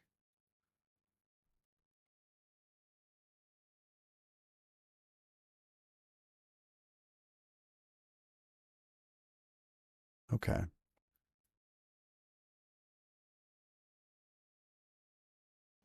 Something's not right here.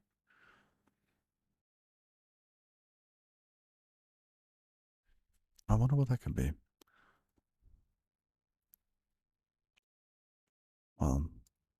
Let's toss some log lines in there. We should be coming through templates mod. Oh, shoot. Our matcher is just completely busted. There we go. That'll fix it.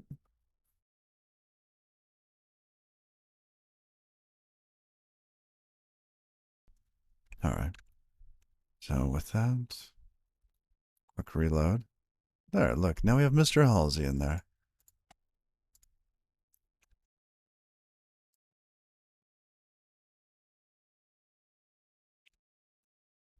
Oh, that's nice. We can click login. It doesn't go anywhere. That's fine. Oops, not that. Let's log in there. Oh, I forgot the form section of that. Where'd the form section go? So I'm just gonna, yeah, post login. We're missing that.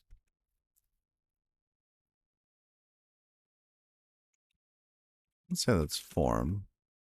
Oh, that was so easy. So much easier refactoring than actual HTML. Method equals post.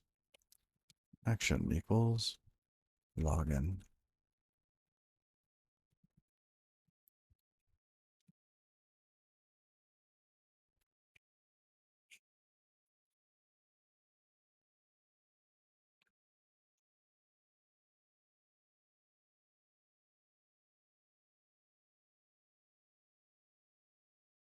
Oh, look at that. Beautiful. Page not found. That's fine. That's expected. Do that. Don't save. And if we look at the network traffic, a little post, let's look at our request headers, our request. That information got included. Great. Okay. Actually, I'm really liking this. I want to just double check one more time, making sure it's not bloating up.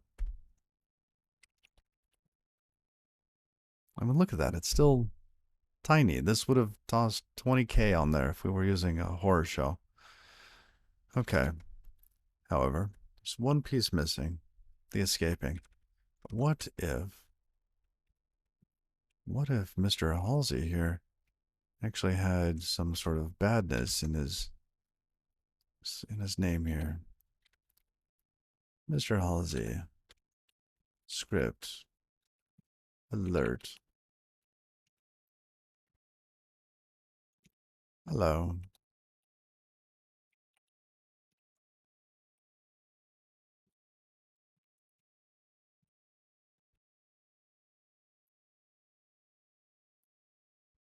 I know it's not actually gonna, this isn't a very good test because it's going into an input box, but if it was something going onto the page, um, then that might be an issue. However, we want to be able to escape that. We don't want those raw bytes coming through. Actually, for login, because depending on what you allow for usernames, oh, it should probably still be. No, we wouldn't want it escaped. That's just going back into that. Anyhow, let's test out the escaper. We have this wired up. We're just see if we can get escaping working. No.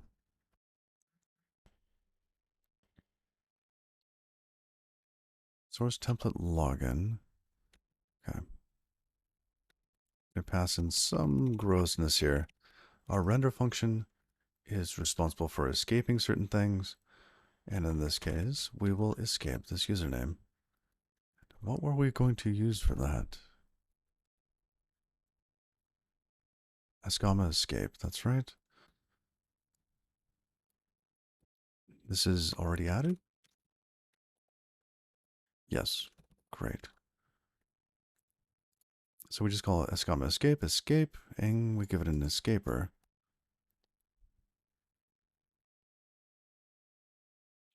Fine.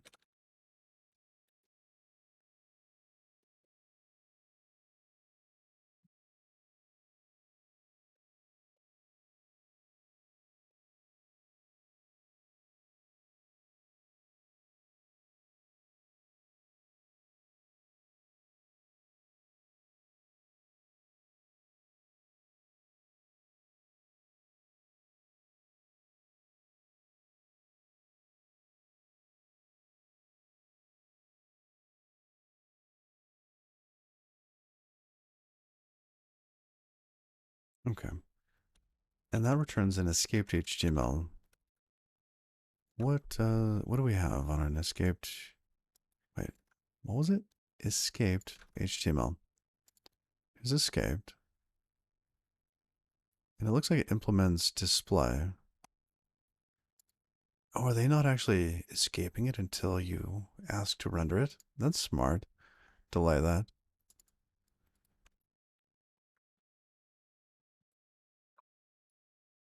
Well, it should work with Horror Show. Or not Horror Show, Mod. Okay, but we're going to do a build real quick. I want to see what the size increase is.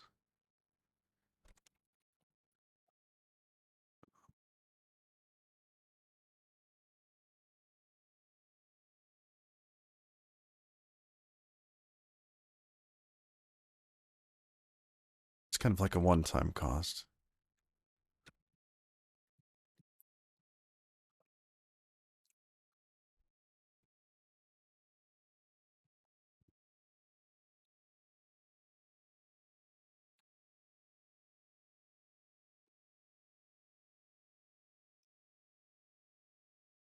Let's just go back to login. Oh, look at that. We're getting our escaping. Fantastic.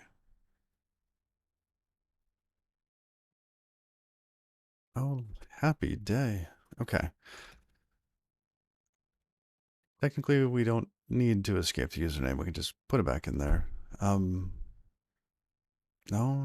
We do, don't we?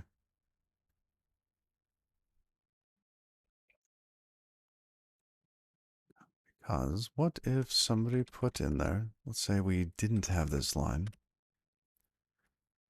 and somebody said, hey, you know what? The end of my name has a quote in it, followed by a close.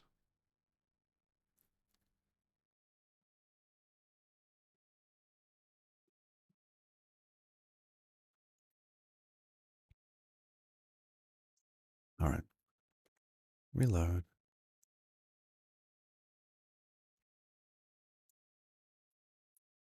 Oops. View page source.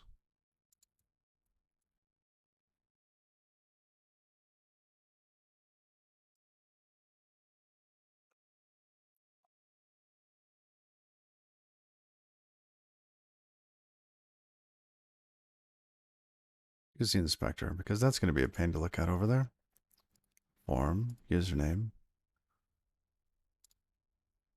Huh, okay.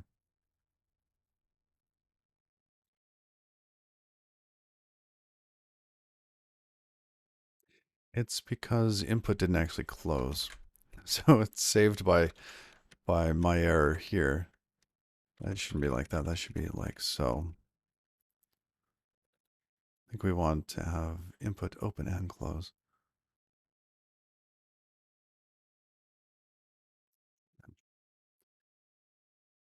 Getting to learn this library. It's pretty good so far.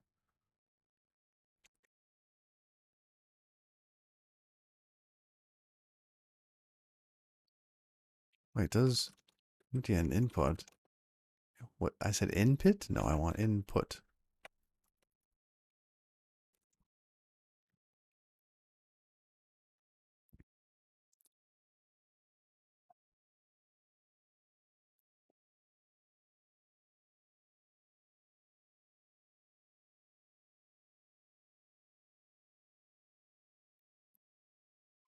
Yeah, you don't actually close it.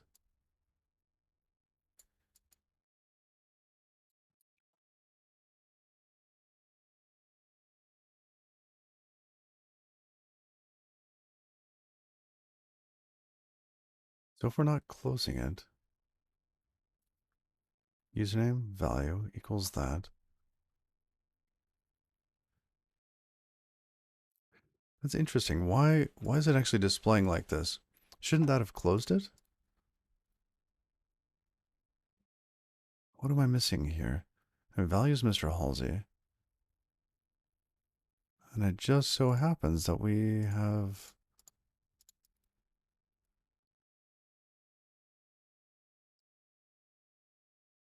So it's still. Oh, I see. Because that's escaped. Who escaped that? Was that Ascama? No, not Ascama. Ascama's not wired up at the moment.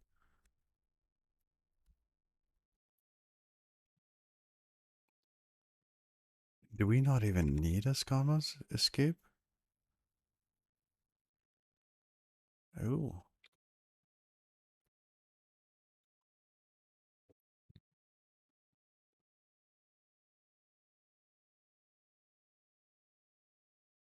interesting. And just to make sure, gonna run it one more time. I'm not completely um confident in the compile getting uploaded to Cloudflare, and because there's like this complicated tunnel thing going on. But yeah, looks like mod is doing it. And if we did raw, oh, what was it?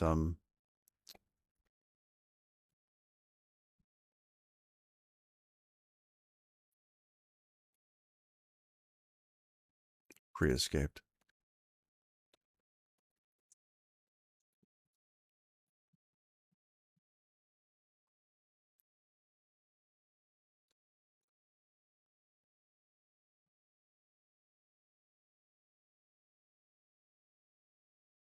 But if we did this, then it would break, right? Yes, maybe. Yes. Okay. So mod is doing it. Wow. What a tiny little bundle.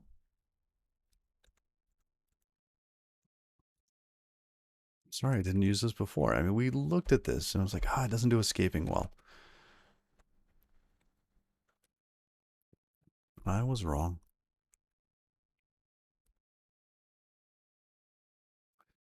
Well, given that, goodness. Okay, so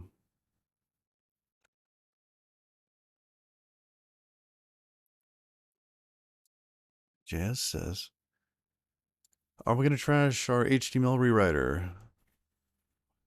Maybe. Maybe. We still need to get the page config. The page config is likely just going to be some big JSON blob. So for like login, we'd have a title, we'd have a login section. We might go back the other way though, if we can do it this way. Go back to using widgets, right? Content. It would be an array of like different things.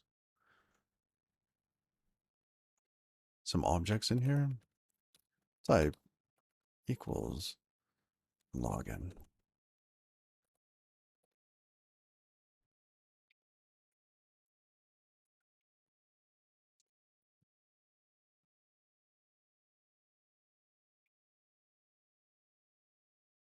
Oh, that should be like so. Because we could do that. And then we just instantiate the different ones depending on the type, passing in the objects to them so that they can pull out the values. I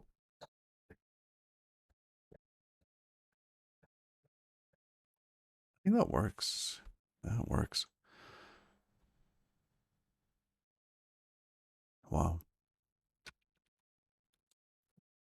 All right. But before we get too far, I'm going to undo some of this.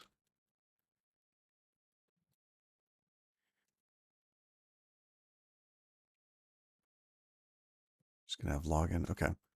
Get UI. We're going to bail on the SCOM escape bits.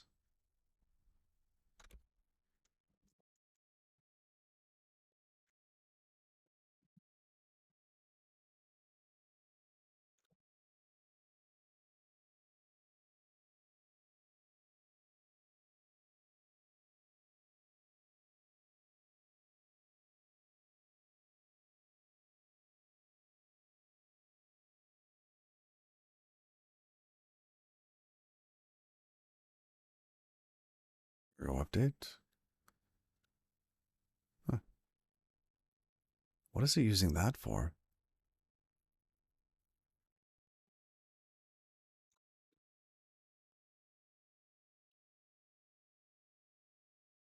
Oh, Weallic. Yes, okay, fine.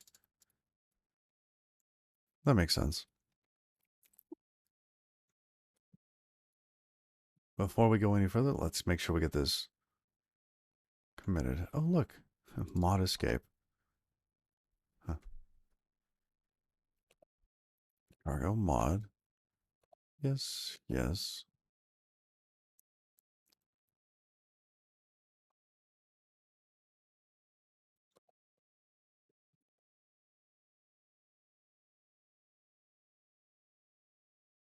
Yeah, and I'm afraid this whole section here is going to go away.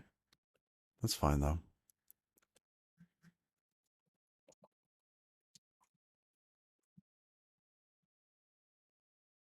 All right. Time to get out the heavy gear. It's rm-rf templates. Boom.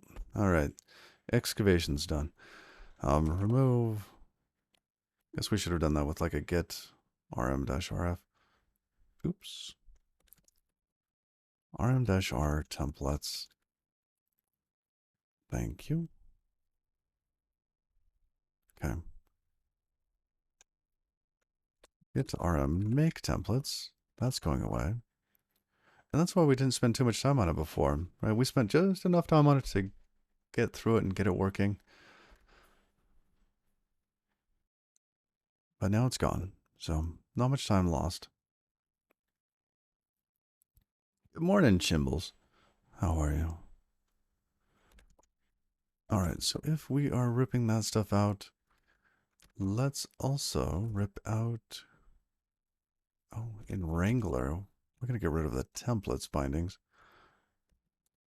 So templates, boom, gone, gone, gone. So now we have pages and statics, which is kind of what we were planning on before. Okay. Templates are coming back into the code base.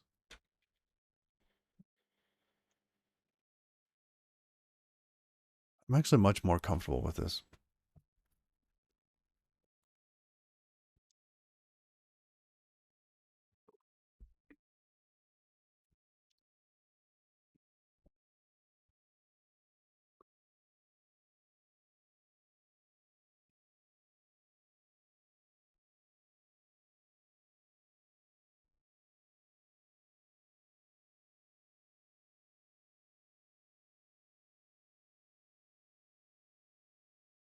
All right. Let's go back into Pages. Pages is our kind of glob router. We get everything in there. We end up looking for a config and a page template. We are no longer interested in the page templates. In fact, we're going to go to Cloudflare workers and delete a bunch of them. Oh, auth code. You need to log in again. This one.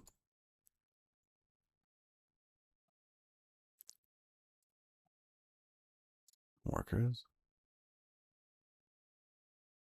Manage KV.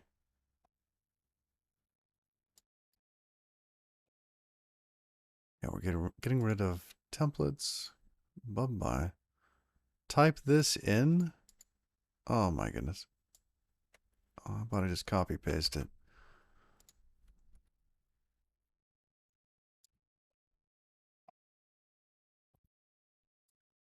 Delete. It'd be funny if they like renamed those, had like a just swapped something. Like, no, you didn't type it. Okay, that's going away. Good. Now we just have pages and statics for each environment. Cool. And let's go to workers for a moment. I want to see development. How fast is this code running?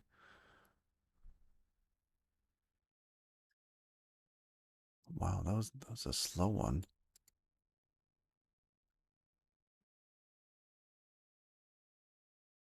7 milliseconds over there. When was this? Yesterday?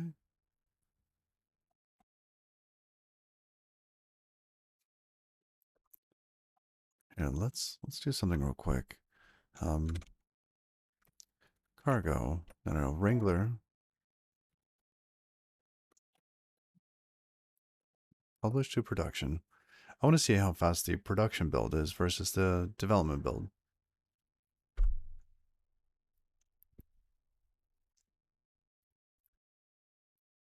Okay. So now if we go here,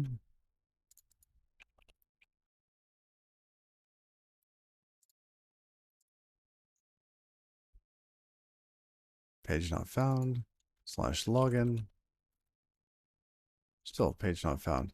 Ah, because it doesn't have a config.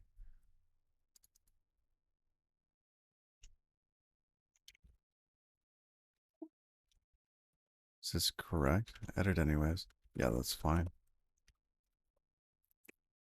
Let's see. Upload pages to production. All right. Now we should have a login and a test page once KV is available. Oh, we threw an exception.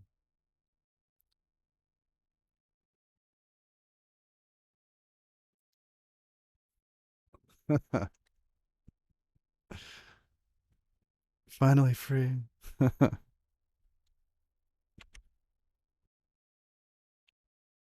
Interesting that it's throwing an exception. Wonder why. Anyhow, we'll get to that in a bit.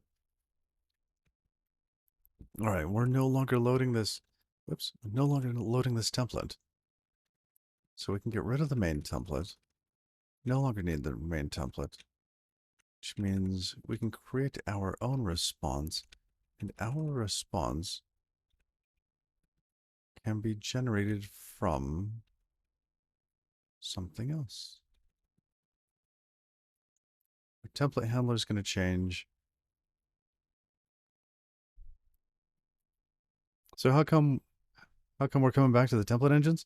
It's because I couldn't take the template out of the content that the HTML rewriter is streaming through. I couldn't grab it, duplicate it, and put it back in. So that and the size difference. The main reason that we went away from using a template engine before was because of the bloat. And here, that's amazing, right? Mod is not bloating at all, which is fantastic. I really appreciate that, actually. That mod is doing that. Okay. So in the end, we just gave up on Horror Show. Yep, exactly, exactly. Statics. We're gonna come in here for a moment. Yeah, we're gonna pull this pattern back up, or we end up having a transform stream. We'll have a spawn local that we uh, end up using here, because we still need async to be able to interact with some of the data stores. Like if any one of these components actually needs um, async, it needs to be inside of an async block like this.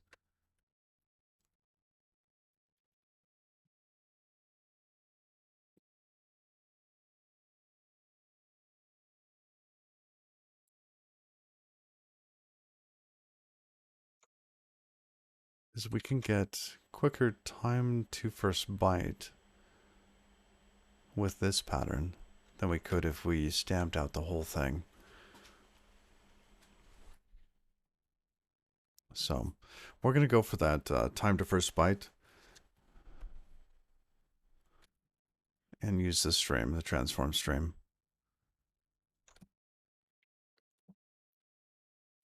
So I'm going to split screen here and I want that back. Yes, we need to load the config to know whether or not we can handle this. So we have to make one request to KV before we know what we can do. We get the transform stream.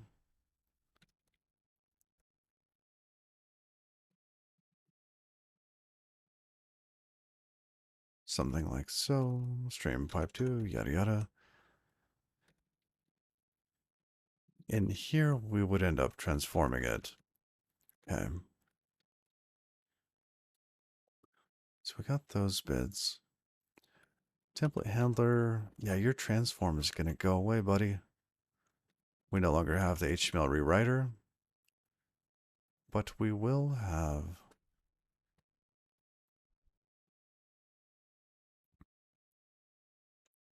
Going to need something else instead.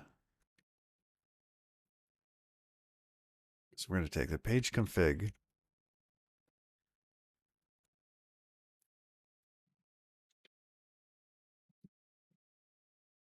We need these sorts of handlers kind of wired up.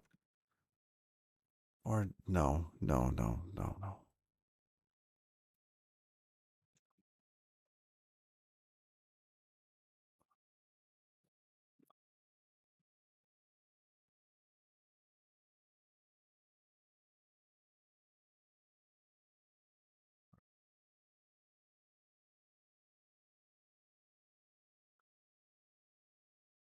We got our template handler, but we don't want the template handlers like this. I guess the question is, what if we had, we've got our page config, right? And we have to generate maybe a forum, right? Or something that requests another hit to the KV store. What are we going to return for this?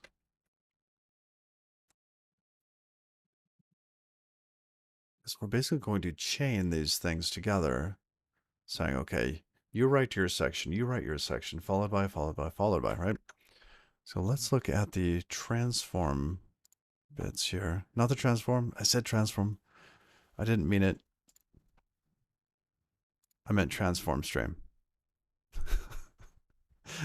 Sorry, I didn't mean HTML rewriter. I did mean transform. Okay. So with the transform stream, we can see that it's readable and writable. And we have a writable stream. Actually, the writable stream default writer, I believe. And we can chain writes, maybe? Yes, we get a promise. So we could chain writes. We get a config. We see, okay, you have these widgets in this order.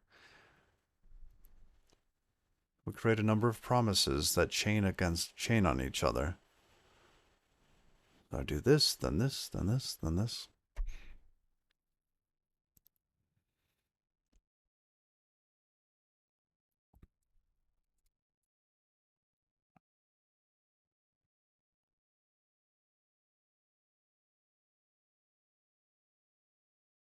Now this chunk says it can be an any. I think it's lying.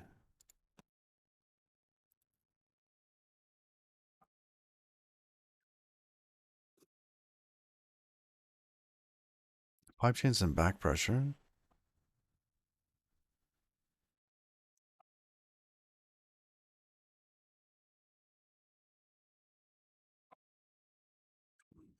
Locking, conventions, okay.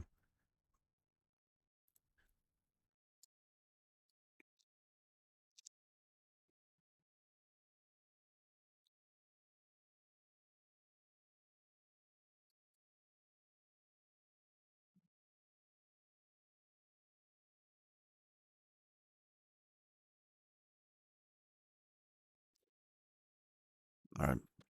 So given that we can wait on those, we might want to get rid of this template handler or convert it into, I don't know, something else.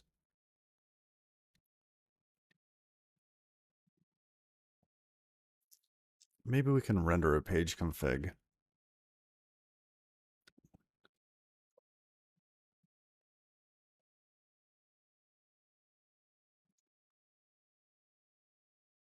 Create render. We'll call render for page config. And we just have something recursive there.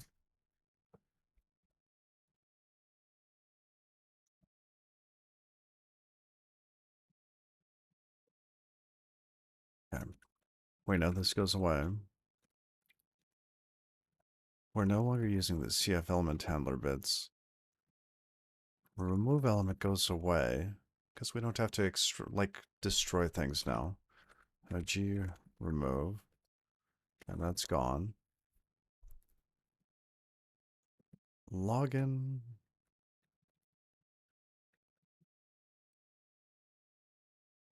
Yeah, we do not need to implement that. So maybe we're just calling render, or we go back to mod, the render trait. To change this behavior, implement the render trait for your type. Then, when a value of this type is used in a template, mod will call your custom code instead.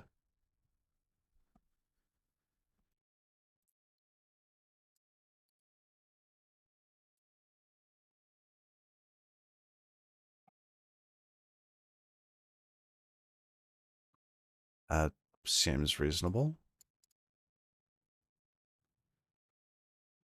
So let's just implement render for that.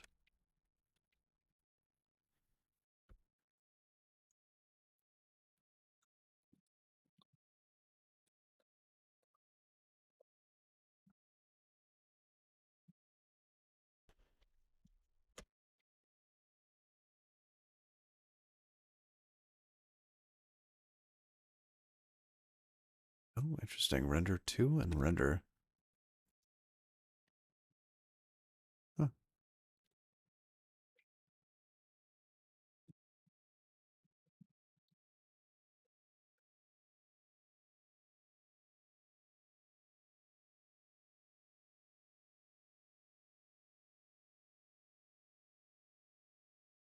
say username.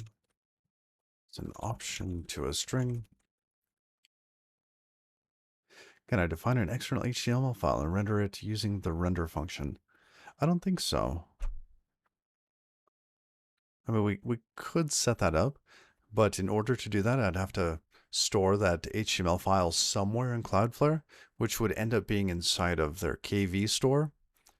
And because it would be inside the KV store, making that fetch to the KV store would end up consuming one of our 50 requests that we could make to the KV store when handling an HTTP request.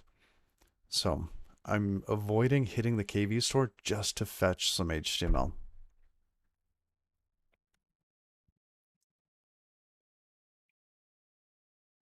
Yeah, you're welcome. You're welcome. It's a great question. And please, if anybody has questions, ask. I really don't mind. Okay, here's login. Do we need to keep any of this? No. This all goes away.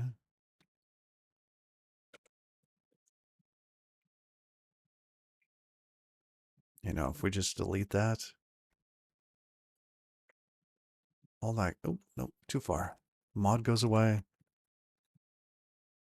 Generate new, done.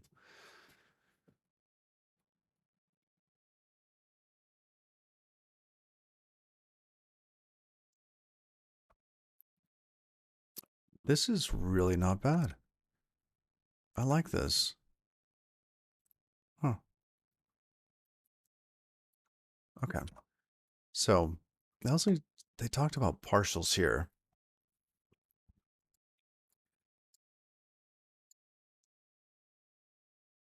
You can compose your markup with any function that returns markup. So like implementing render.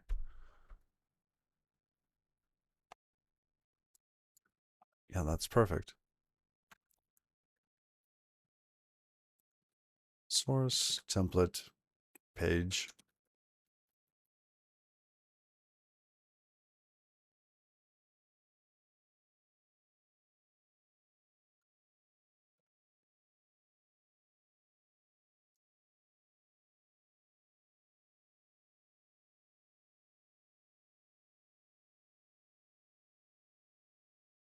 Now in this case, we're going to do the title and the content, kind of how we did before.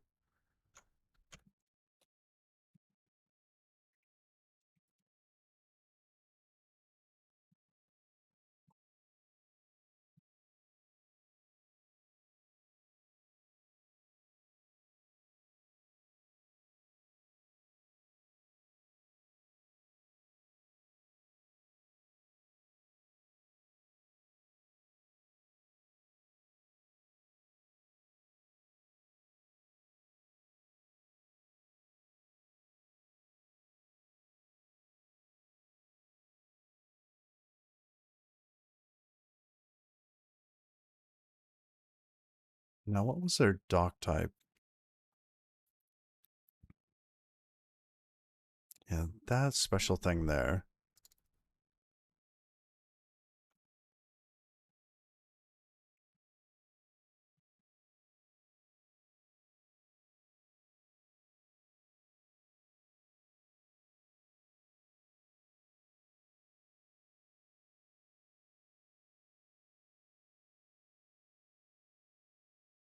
Yeah, we probably want the meta too. We'll just grab that.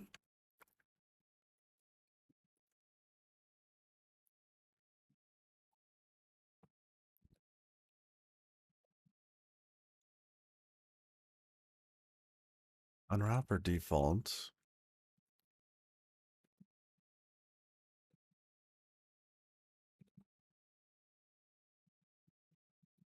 Hmm.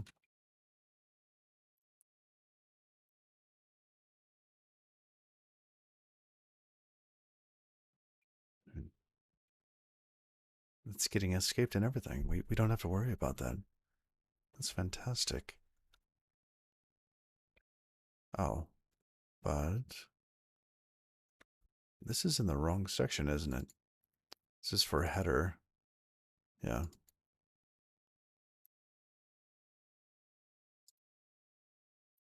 Interesting. Does that actually add something called header?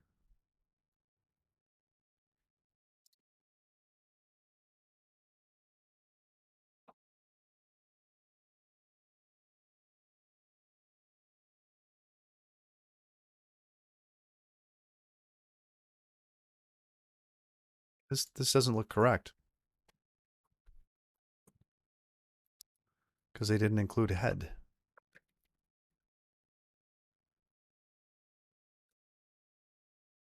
I mean, unless doc type is doing something funny there. I doubt it though.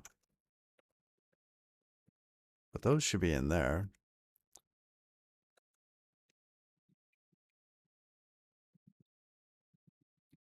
So it's more along the lines of what I'd expect to see. And then you need body. And then we could put content there.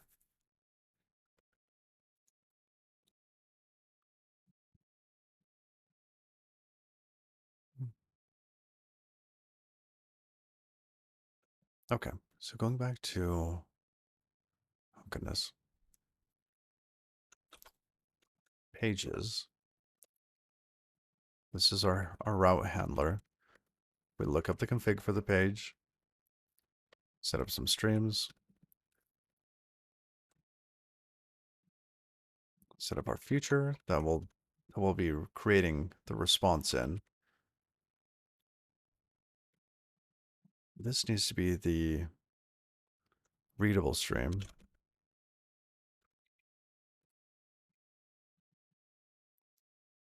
And this goes away.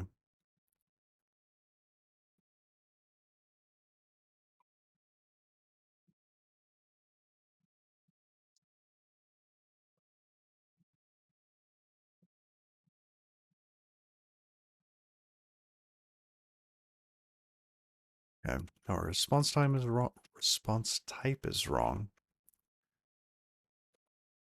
So we need to know whether or not this was handled. And let's look at our future route result.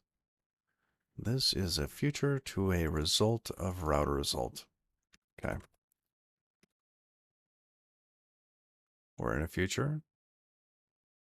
Okay.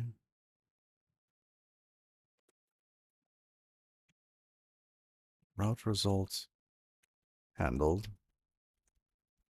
Response.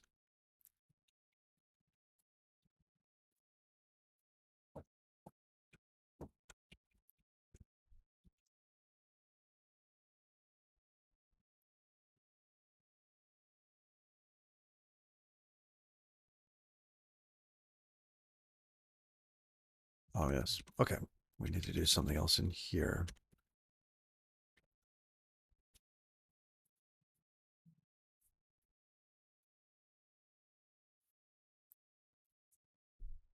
So at this point, we have a page config object, right? Now, how do we start to wire this up so that we can chain the sections of the page config to the writable stream? Because we want to write the sections in order.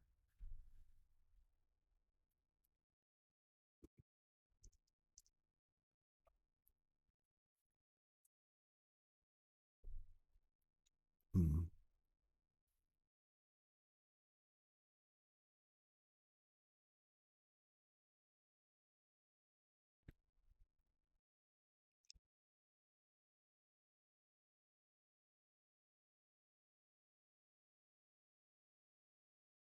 Because we could implement render for that. I don't know if that's a good idea. Then I think our structure is going to have to change in there, sadly.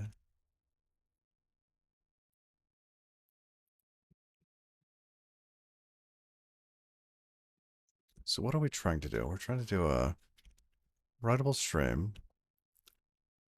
Do we have...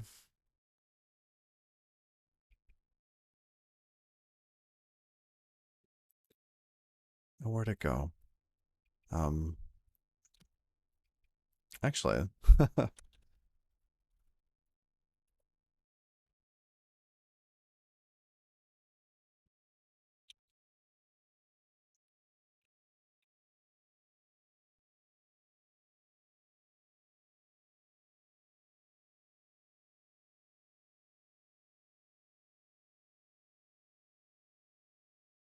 No, I don't want it like this. 0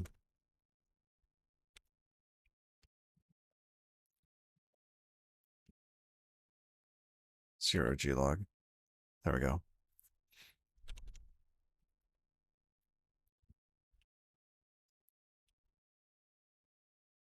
Here. So we want to get the text encoder writable stream. And we want to be writing like this. Okay.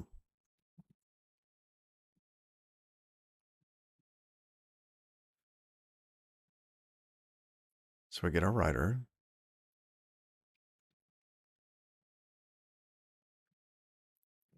And our text encoder. Okay.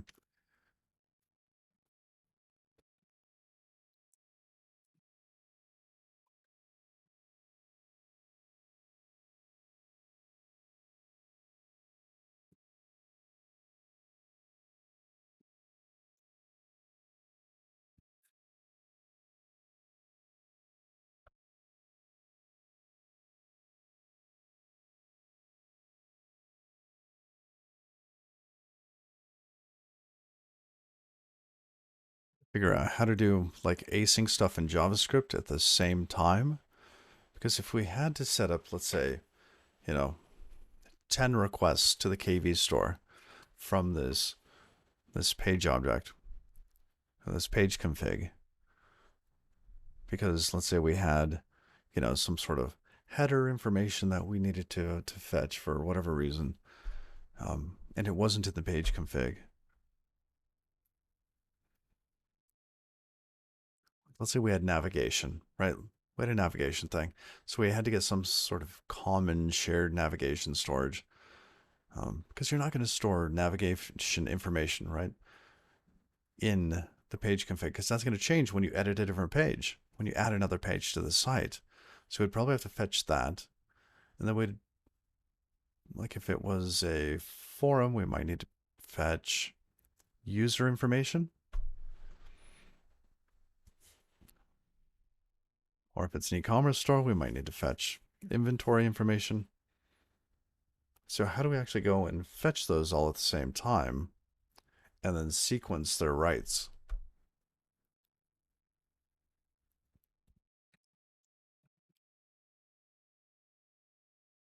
All right.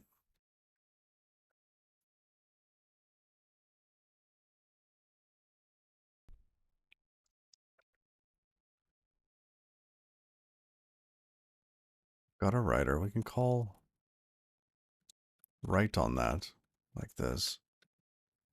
So I have to encode the content, write the content. And this wants what?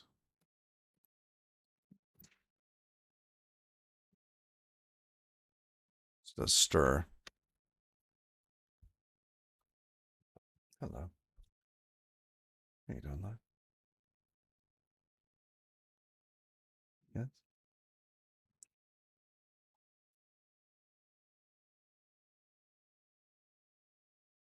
You still Yeah. Okay. So yeah, it looks like we just use encode with a text encoder.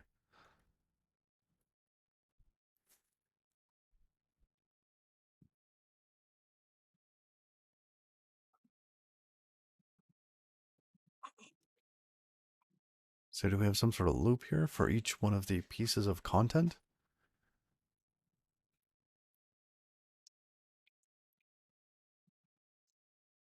Or do we actually have to write sections of the page? Ooh. Because the way this is going right now, if we looked at the page template,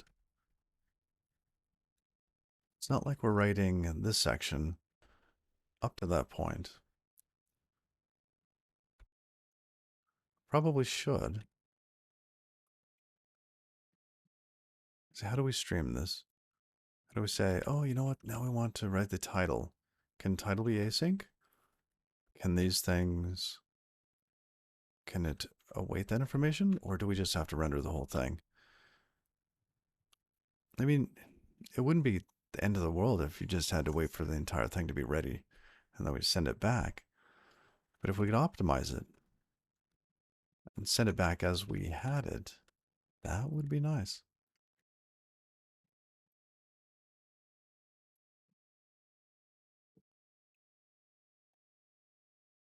And we could. We could. We're just dealing with strings here. There's nothing that says that we couldn't just write this out, right?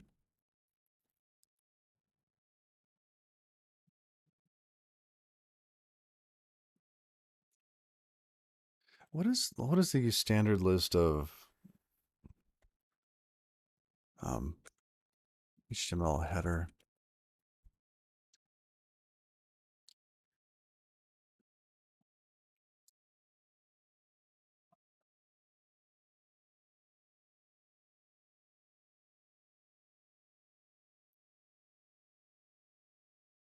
Okay, doc type has to be first. Yes. How old is this? 2012. Ooh.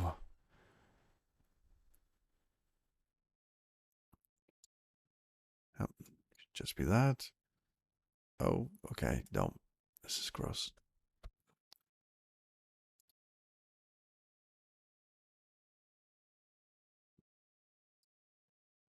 Yeah.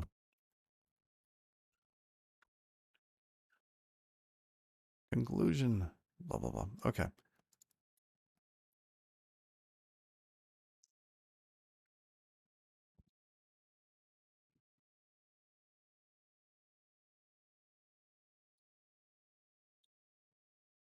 2008. Oh my goodness.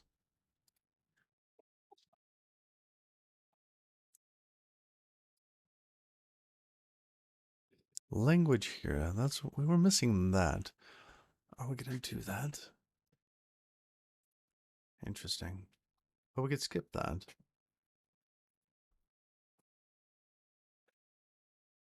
We'll probably need some sort of style sheet injected. Title, of course, we're doing that already. Meta, of course, we need that.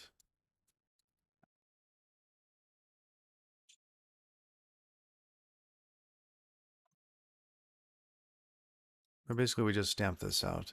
And then one after the next, output the body pieces, and we close it up.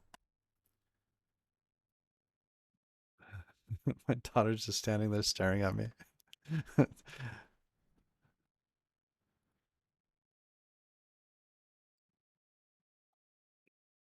Hey, PhD Horrible. How are you? You can also base it on the H5BP HTML5 boilerplate. Oh, interesting. Let me take a look at that.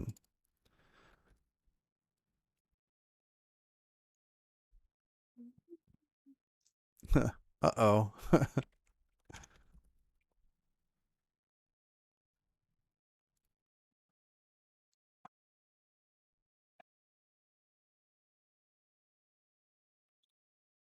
Oh, thank you. HTML5 boilerplate.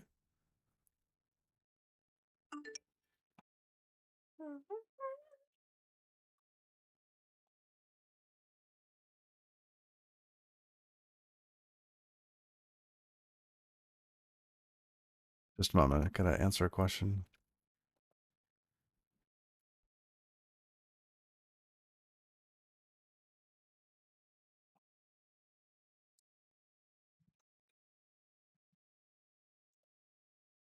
Okay. I got about 20 minutes today. So HTML5 boilerplate. This is cool. Definitely gonna star that. Huh. Oh, and normalize. Mm-hmm.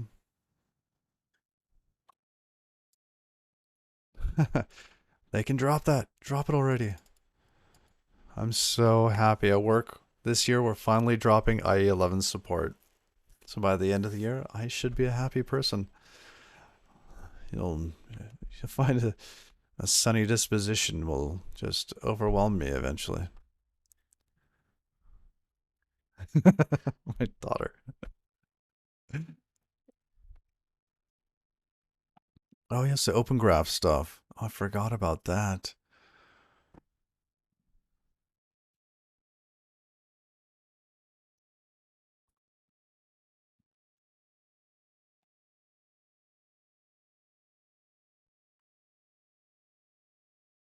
Class Node.js. Huh. What does this do? I'm not familiar with this.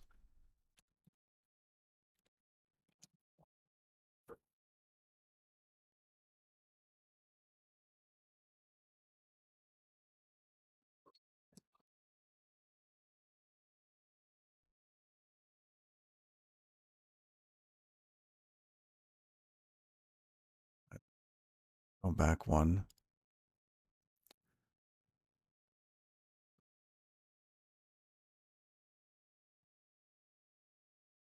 Why is this done? Is there some sort of default browser behavior that reacts to this class? Why include it always? Does that not render the class itself obsolete?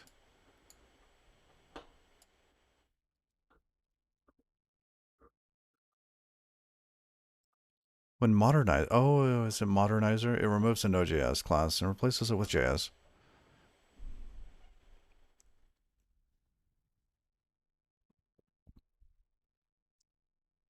I see.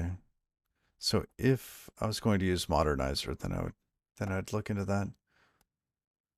So I'm going to be targeting modern browsers.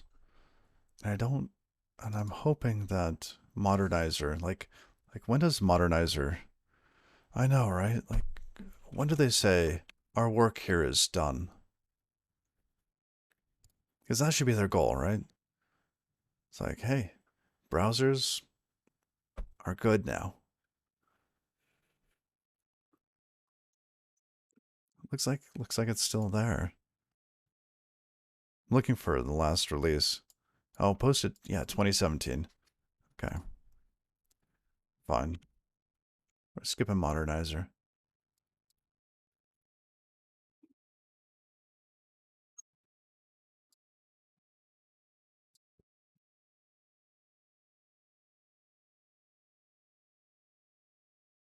Huh,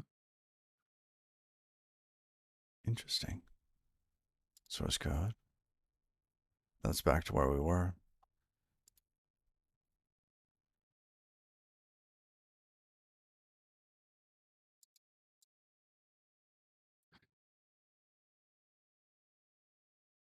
Oh, I see. That's the browser. Okay.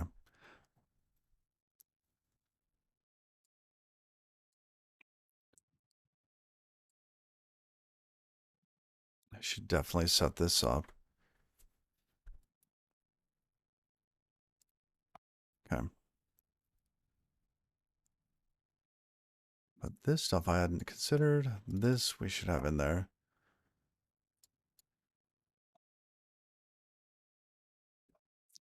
But yeah, I'm thinking that we end up with something that writes the header pieces.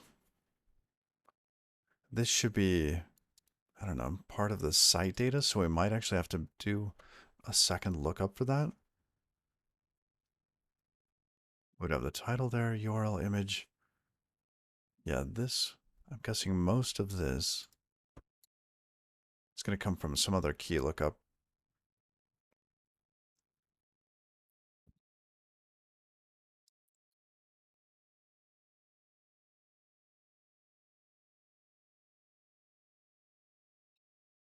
Okay, so let's plan this out. I, it's a little strange having a local audience member. Um, she's staring at me, arms crossed. Yeah. Oh, her arms aren't crossed. She looked at me like, yes. All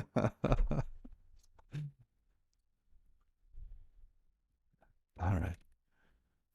Your work just announced that I-11 will finally be EOL next year. Yes. Yes. Finally.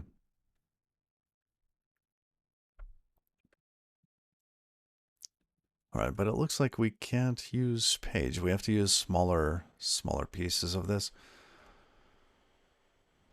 So let's go back to pages.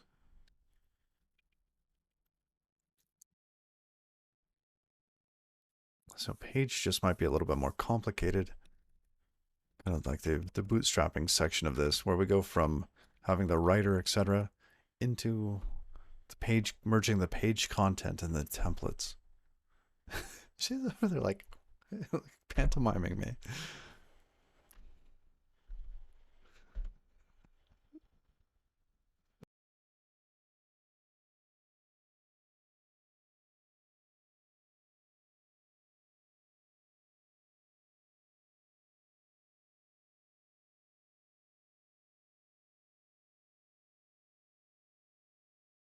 And looking at my work calendar, I've got a ton of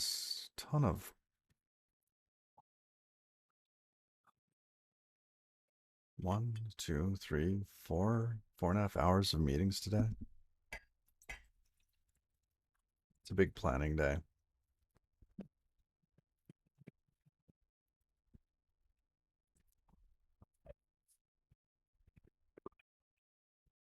Excuse me.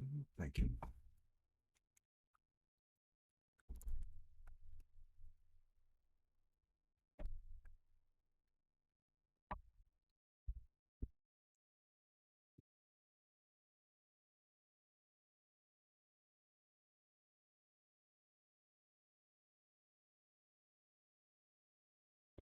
Okay. So let's update Page. Page is going to be doing this stuff. Let's get rid of page content.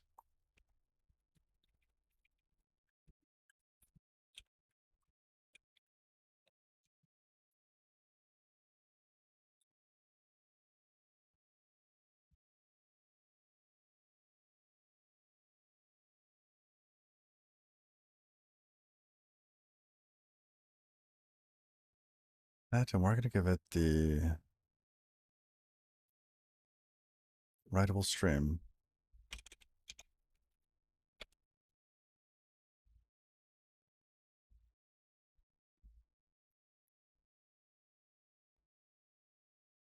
It's either that or the writer. Maybe the writer?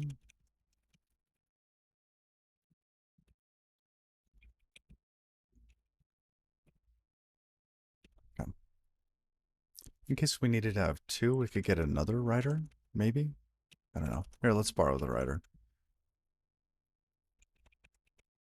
Okay. That means that, and this can go in there. Let's go into page. Where? What?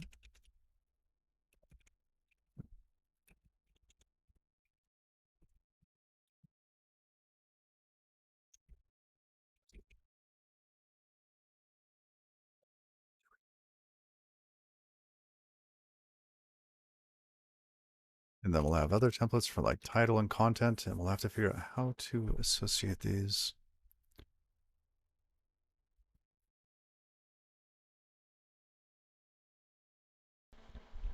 All right.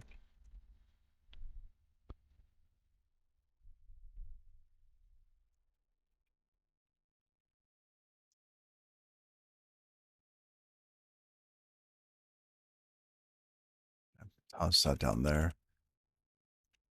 Page, you no longer have that. You now have a writer and page content. Oh, we forgot to pass that in. Yeah.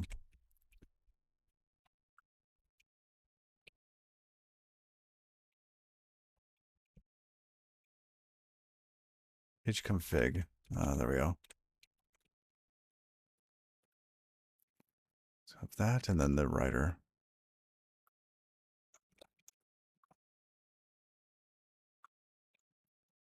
We need, oh,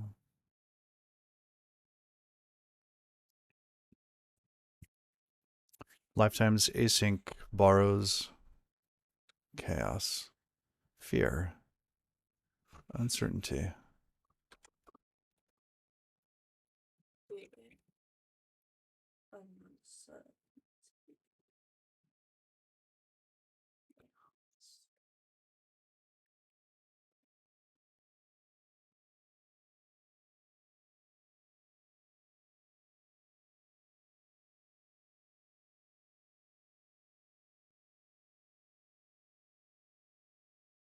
Can we clone the writer?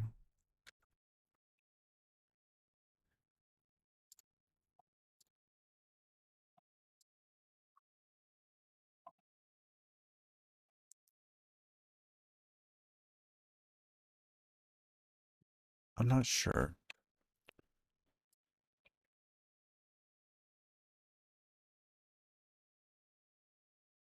Okay. Now what type was this? CF. Um,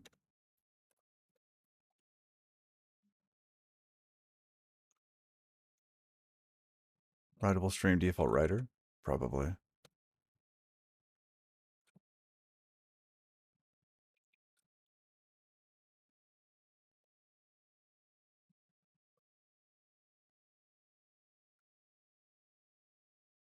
Yeah, it returns a default stream or a writable stream default writer. Okay.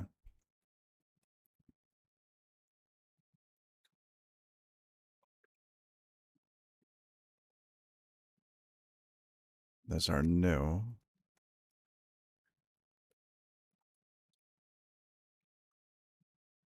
This goes away just for a bit.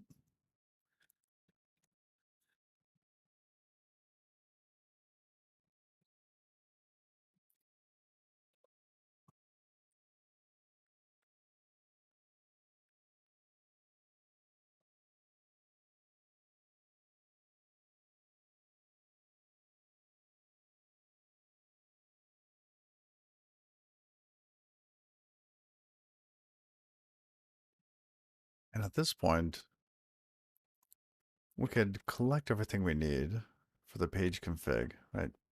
Construct all the different widgets, etc. Have them kind of fetch. Hey, morning, Lily Bite. How you doing? Have them kind of go and fetch all their content and then start writing out the pieces that are ready to be written.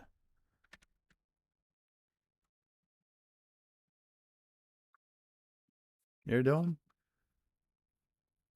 Well, we're coming at the end here. Got a couple minutes, then we got a raid. How have you been? I mean, you working on Godot stuff lately? What's that, love?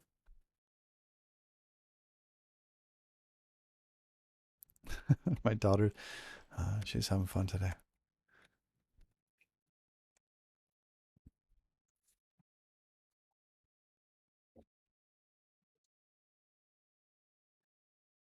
So yeah, at this point, we're gonna have to start rendering out pieces, and it's probably best for us to just start tossing pieces at the browser without too much.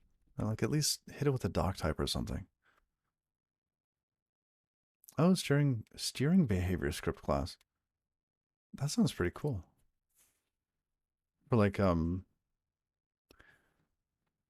vehicles? Or are you talking like a livestock? Yeah, mule.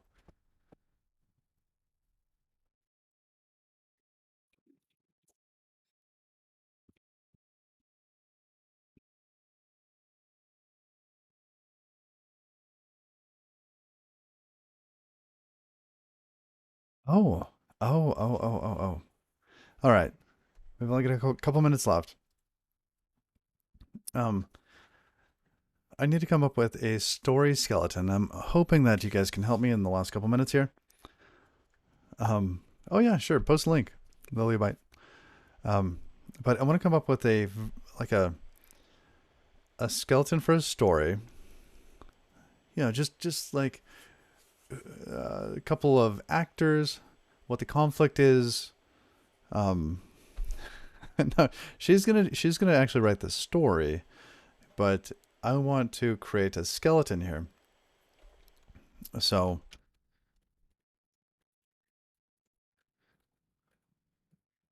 all right. So in this case, actors. We need some actors. We need some sort of conflict or like a challenge.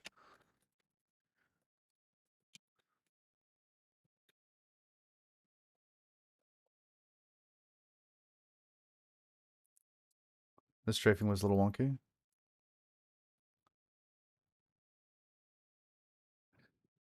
Um, oh, look at this. Simple sharing. Oh, I see. Yeah, yeah. Oh, that's crazy. That looks like a lot of fun.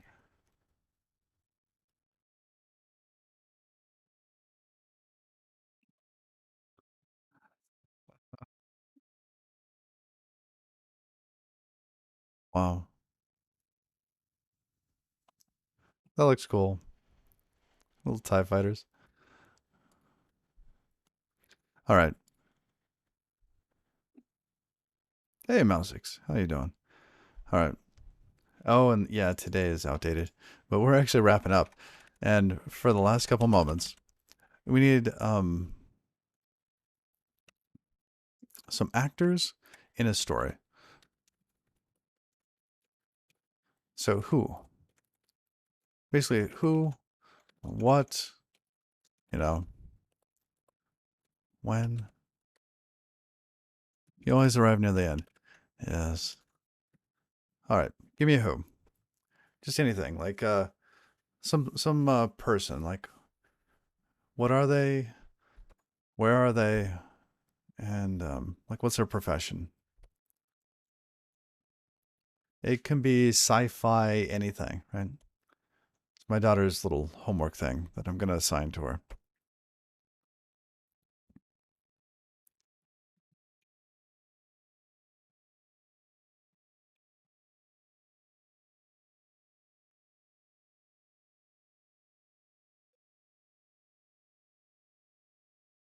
Anybody? Beeler? So I'm thinking, um,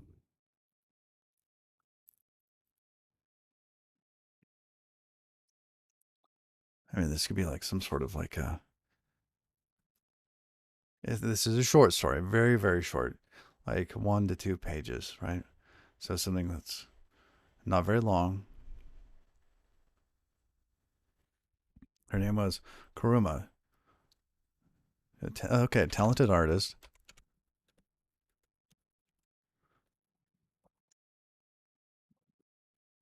Okay, Kuruma. Um, what's her conflict? It could be confrontational with some other character. Oh, doing her best to win an art competition. Okay,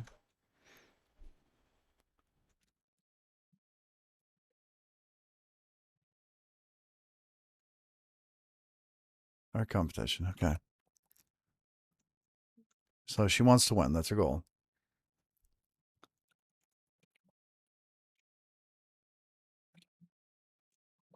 Oh dear, has a broken wrist.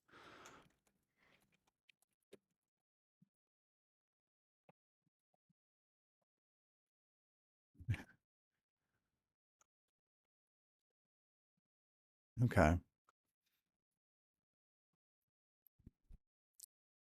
well this is good. So it's kind of like she has to overcome the situation she's in. Yes. Oh, thank you, Lily Bite. Thank you. This is perfect. All right. Oops.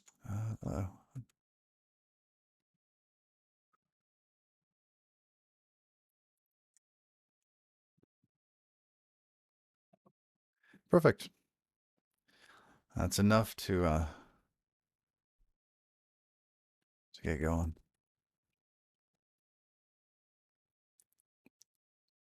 Any questions?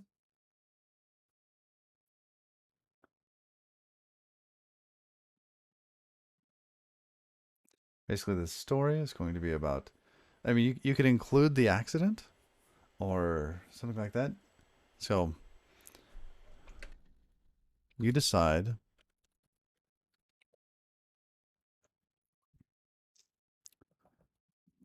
um, if the accident is in the story or before the story.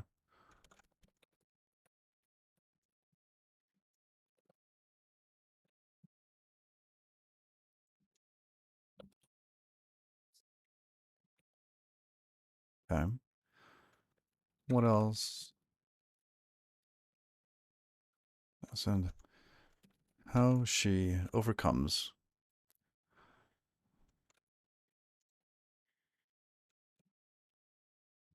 All right. All right. I will grab this. But here we're coming up on time, and I told my wife I'd head in already. Who are we going to raid today? Stuck Overflow? Ha.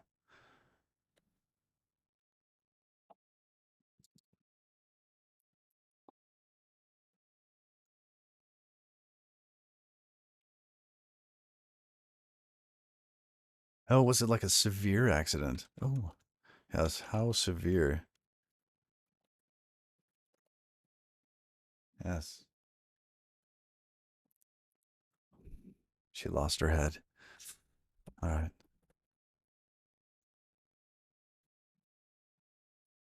Exploring async architecture. I think we're going to go with Stuck Overflow today.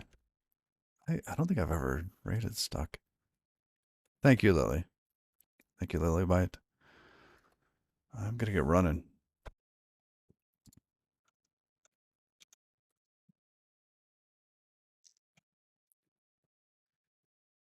Thank you all for hanging out. We decided to scrap the HTML rewriter. What else did we do? Discovered that mod is a great template engine. It has a very, very small overhead. Tiny. Our WASM file is still under 60K, which is fantastic. And we have kind of a direction to go in. So we'll be doing a little bit more template-y goodness next time. So, till then, bye-bye.